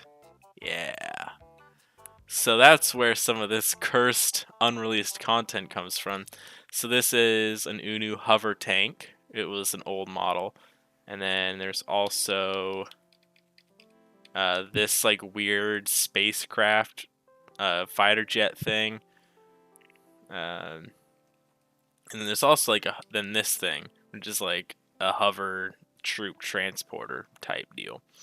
And so initially UNU was going to be based in the future, but then like all the vehicles look old because manufacturing like was more rudimentary.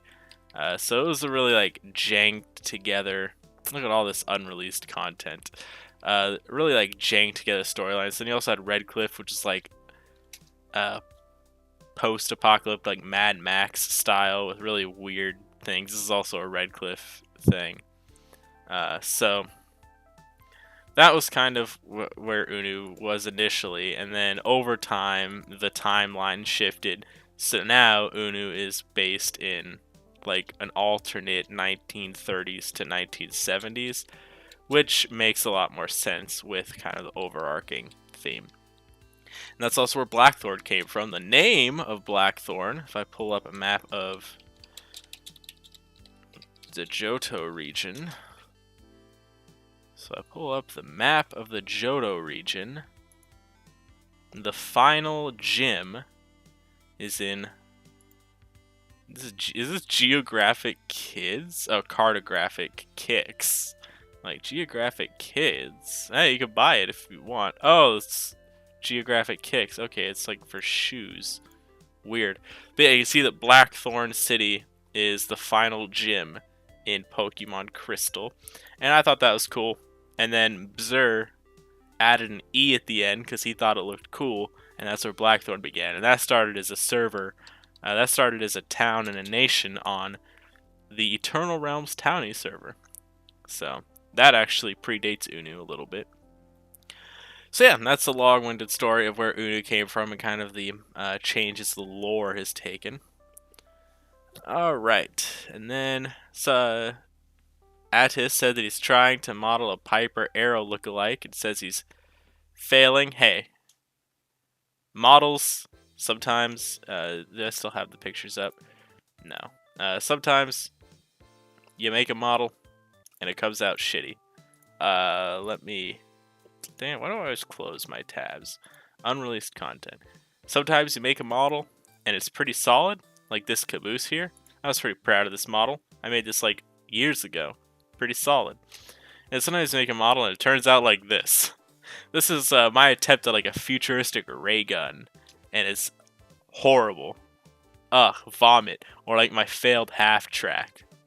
Terrible. Get rid of it. Look at all these early terrible models back in 2014. So yeah, don't be discouraged if your model comes out a little weird looking. It's a hard thing to get used to. All right, and then FurryCon says, again talking about my my 56. It's a nice car. You should rebadge it as an UNU.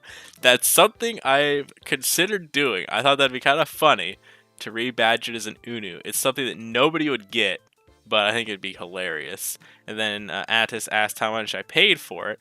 I paid $1,000, and it didn't run when I got it. I fixed it up in the person's driveway who sold it to me because she was super cool about it, and I drove it like 50 miles home on the freeway. Taught myself how to drive stick in that car. Didn't install it. So yeah, I buy cars for pretty cheap because that's what I can afford. But I browse Craigslist looking for cheap cars that somebody just doesn't want, and then I come along and I take it. So this one, the 56, was someone's project. Their grandpa had, or the person I bought it from, her dad passed away. He had a big car collection that they sold off, gave cars to friends and family, that kind of thing. And the 56, Smokey, was the project that her son picked out to work on. Well, then her son never did anything with it, and she decided, okay, well, are you going to do something with it, or are you going to sell it? So he decided to sell it, and then I bought it. She was super nice. I'm like, hey, can I, like, try? I think I can get it going, because, of course, I tested it out a little bit before I bought it. I wanted something that I felt like I can get going. And she's like, oh, yeah, sure. If, like, you think you can get it going, that sounds fun. And so I worked on it in her driveway, got it running, and then drove it from Longview to Portland on the freeway. And she was like, when I got it running and we were driving it out, she was out there with her camera, like, filming it. It was super cool. Yeah, brakes. You hit the brakes, you just dove to one side.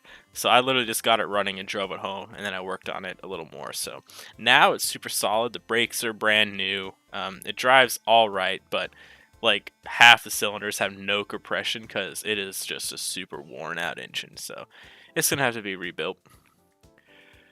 Pillar order from front to back goes A, B, C, D, and E. Yeah, that's what I thought, but I wasn't sure if like the A and B pillars were the main ones, and then it went in the middle. But good to know. Laura likes the V12, but maybe replace it like with a straight 8. Possibly. I'll have to figure out what I'll do with the V12. I'll probably keep it and then just make it so it's a little less like kicky, because it's just got way too much acceleration. It's insane. So I just have to tune it a little bit. Most of my engines are pretty mellow, so I'll just have to fine tune it. I have some ideas about how I'm going to implement torque curves and engine customization, mostly in V6, but I'll try to do something with the V12 UNU version 6. But I'll probably tweak the V12 a little bit beforehand. What's the story of Blackthorn? Is it communist or what? FurryCon asks. Well, that's a very long and complicated question. The very, very short spark notes of it with incomplete is that Blackthorn started.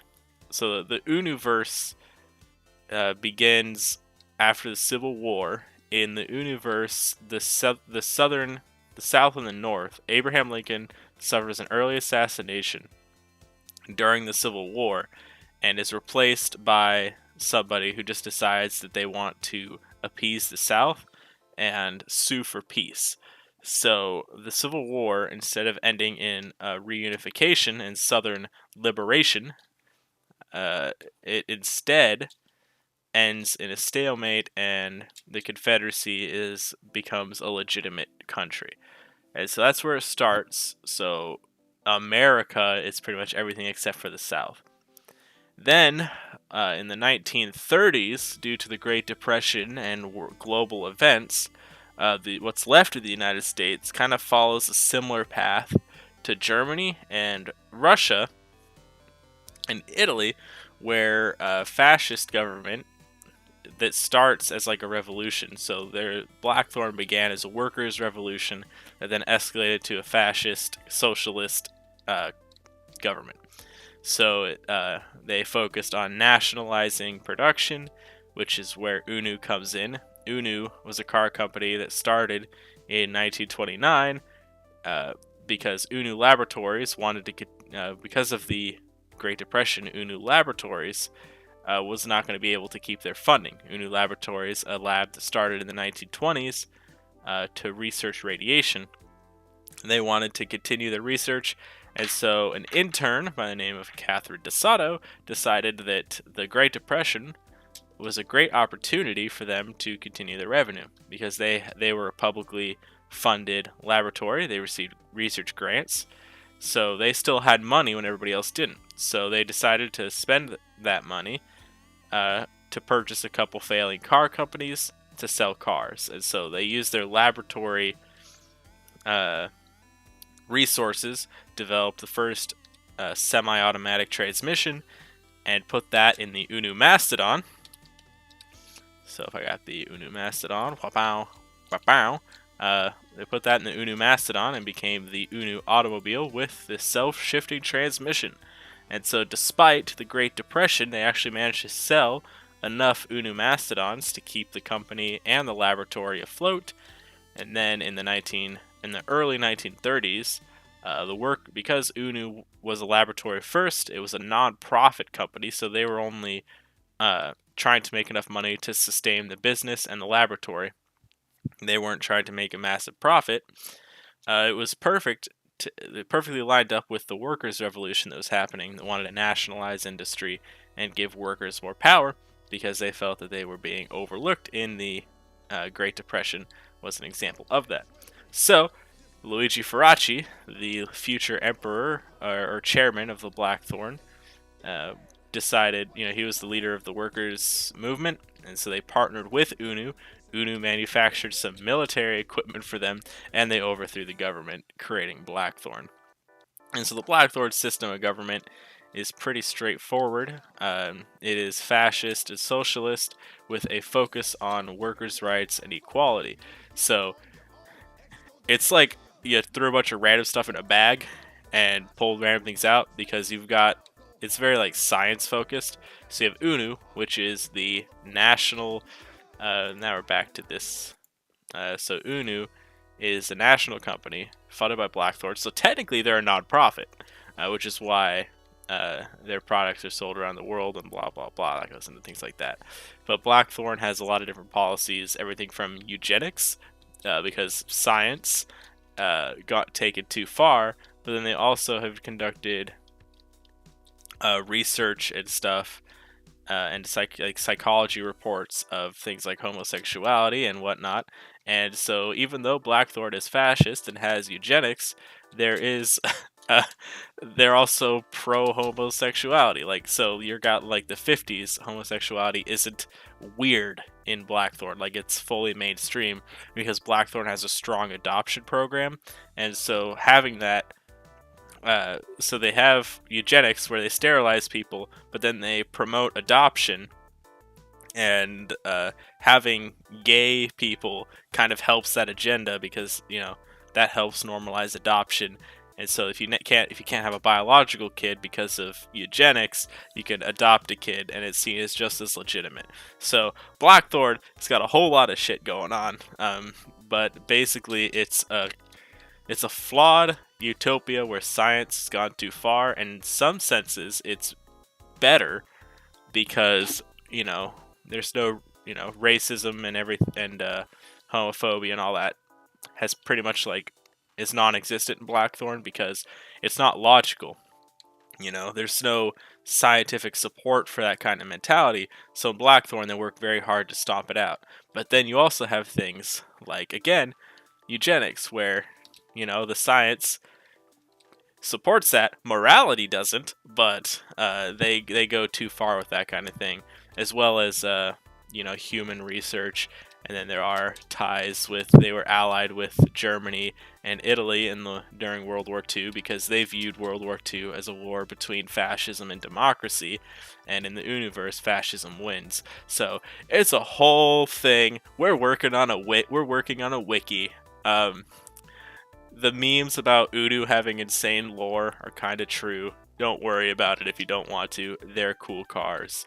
But yeah, that's a little too long of an explanation. Alright. Okay. People like the V12. I'll probably keep the V12. I just gotta tune it a little bit. And then, what is your opinion on the Urco Europe? I think that kind of fits the pack. I'll have to look into that. I'm not sure on what that is real quick. Let me pull that up. Urco Irkoop. Oh, it's an airplane.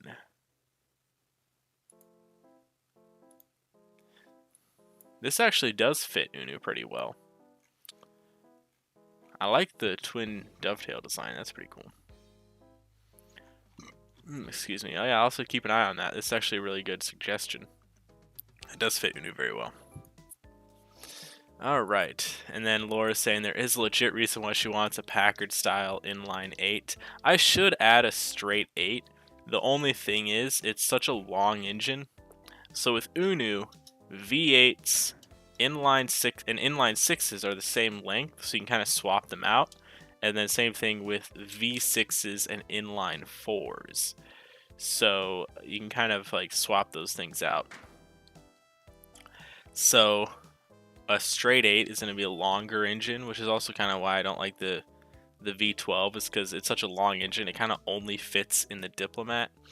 So I might add a straight 8. We'll see. I have to figure out how it's going to all play together with UNU, because I don't like making one-off engines that really only fit one vehicle, which is again why I kind of don't like the V12. Because UNU is very universal. So like, for example, quote-unquote standard vehicles, they all take standard size wheels, they all take inline 6s or V8s, and it'll all kind of work together, be swapped around. Quote-unquote compact vehicles take V6s, inline 4s, and compact wheels, so it's all very modular. So having a V12 and a straight 8 makes that a little difficult, but we'll see. I might do that down the road. I just want to avoid a situation like Veb and Trin, where you have just so many different parts, but really like not, because if you have like a completely, you know, like Veb and Trim are both good examples, where you have like just a massive selection of engines, which is great, but because you have so many different engine types, most vehicles are made with like one engine in mind. So if you use the wrong engine, it doesn't look right, especially with Veb, because he has like hoses and stuff that go to the engine, and they don't always line up. So that's something I want to avoid with UNU. For example, like radiator hoses and stuff on UNU are all very standardized. So if I put I got the radiator hose going in there. So I have the radiator hose going in there, but then if I get UNU Power Master, and then I put this in, okay, it's not going to fit. Whatever. The radiator hoses will line up. So there's a massive methodology with UNU. So I just have to see where that all plays into it. Not something I'm opposed to, just something I'm going to have to be strategic about. Alright, I just found it ironic that the Blackthorn symbol is a hammered sickle. I made a communist state in Canada that uses the hammered sickle. Yeah, so that's the sort of socialist part of Blackthorn, is the hammered sickle. And then the gear represents like their mechanical, the engineering, the science part of Blackthorn. And then the star represents like, one, it's a common like theme in Soviet stuff, and then two, it's sort of like Blackthorn has greater ambitions, going to space, and then the wreath, of course, a pretty classic communist symbol, symbology there with like the farms and whatnot. So yeah, the Blackthorn logo is pretty representative of their ideology. I've gotten some flack for the hammer sickle and other logos, so yeah. All right. Imagine there's a role play where you live in Blackthorn. That was the initial like idea of my server, was like a role play, but that's role play servers are a lot of maintenance, and that's more effort than I could put into anything right now. There are multiple Packers that would fit your pack. Along with I'm planning on making the ZIS 110, which is reverse engineered from the Packard. Yeah, no, Packards are perfect for UNU, honestly. I actually plan on making like a 55 Packard Clipper for UNU down the line. because they have, in my opinion, the best suspension ever made. If you want just a comfortable car, the 55, 56 Packards are perfect. Like I watched a lot of vintage videos where they demonstrated the suspension, and honestly, it's the best suspension out of any car ever, like to date, for comfort. Because it's such a well-engineered system, the way all the wheels interact. Um, Honestly, I mean, it's sad that there aren't, because modern cars are not built for comfort, they're built for efficiency. Like I drove a modern minivan like just last week because we rented a car for an event I was working on, and like the suspension is so stiff and the low profile tires. I mean, you go over like driveways and it feels like just horrible. Like going in a driveway in a modern car it kicks you around more than like driving off road in my Jeep. It's crazy. Low profile tires and stiff suspension. Old cars, these have high profile tires, nice soft suspension. I drive down the street in my Chrysler and it's just comfortable. And Packard, even more so because of the unparalleled engineering that went into their suspension. It's a real shame that they got driven out of business by the big three, because I think Packard made some very nice cars. For a while, my dream car was a 61 Cadillac, but I think my dream car for like a deluxe executive car is changed to a 55 Packard, because those are fantastic cars. Yeah, the i8 would probably be at the same size as the V12. I mean, that makes sense, because half of a V12 is a V6, half of an i8 is an i4, and those are already the similar sizes in UNU. So i8 and V6, or i4 and V6 are interchangeable. So an i8 and a V12 would be interchangeable with UNU. Maybe I just make it a larger engine class and kind of refine it. I need to remodel the V12 anyway. This is an older engine model before I redid them and made them better like I did with these. Is the compatibility of UNU why the trins have like 12 V8s in them? Why the trains have like 12 V8s in them? Yeah, so let me get some rail here. Or track. Yeah, track. And then UNU, what is it? UNU. Is it literally just called UNU locomotive? Yeah, type 1. So ew, what the heck? That's not right. There we go. Got to have those quality UNU rails. So initially, the immersive railroading content is a bit behind my MTS content in terms of like the style. So you see that the paint has like this sandy texture to it. But yes, that compatibility factor is why there are a bunch of V8s in the UNU locomotives. My thinking was it's better, or these are V10s actually. It would make more sense for UNU if their diesel electrics just had a bunch of smaller engines, because they manufacture a bunch of smaller engines. So it makes more sense because UNU is very efficient. Might as well use a bunch of small engines rather than one special big engine. Yeah, so that's going to be changed. I'm going to eventually, because I want to make naval ships and airships and stuff. So there will be larger engines, so like naval engines, which will go into trains. So that's an old sort of mentality, which isn't really in UNU anymore. All right. Yeah. Oh god, expensive mistakes. Also thank the journalists for making cars that should be comfortable for long trips, more like sports cars. Yeah, automotive journalism has gone a long way in ruining cars, in my opinion. Again, I don't get why every car has to be a sports car. My Chrysler is at a 0 to 60 time you measure with a clock. And it's so comfortable, and it's so nice, and it's so smooth.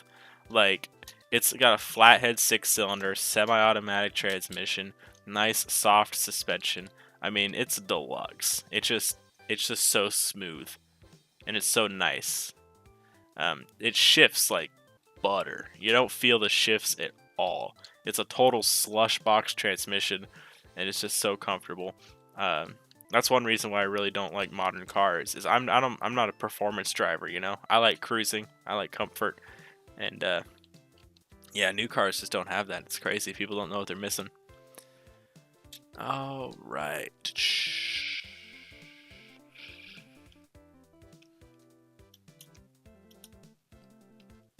But yeah, so I think I'm going to go ahead and conclude the stream. I answered most of the questions. There's some good conversation going on. But yeah, I think we got a lot done. Got the convertible done here. Just got a few tweaks with the top that I had to do. Make the Z fighting go away. Tweak the speed a little bit. And then make it so that it sits like back more. But yeah, other than that, I think it's pretty close to done. I mean, it looks nice when it's all folded down. I gotta modify the textures, of course, with the seats. But yeah, thanks for watching, and I'll see you again next time. And like Laura suggested, I'm gonna make a thanks for watching screen. Streaming soon. What? This is be right back, actually. Anyway, duplicate. DPL. Thanks for watching.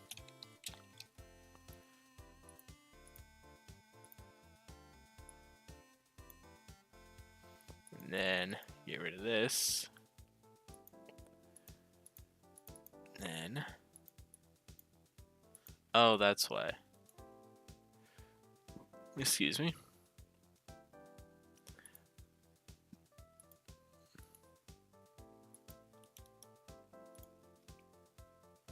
Well, yeah, thanks for watching. I gotta do this a little bit.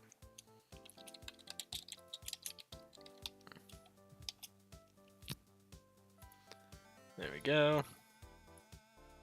Put that right there at the top. Cool.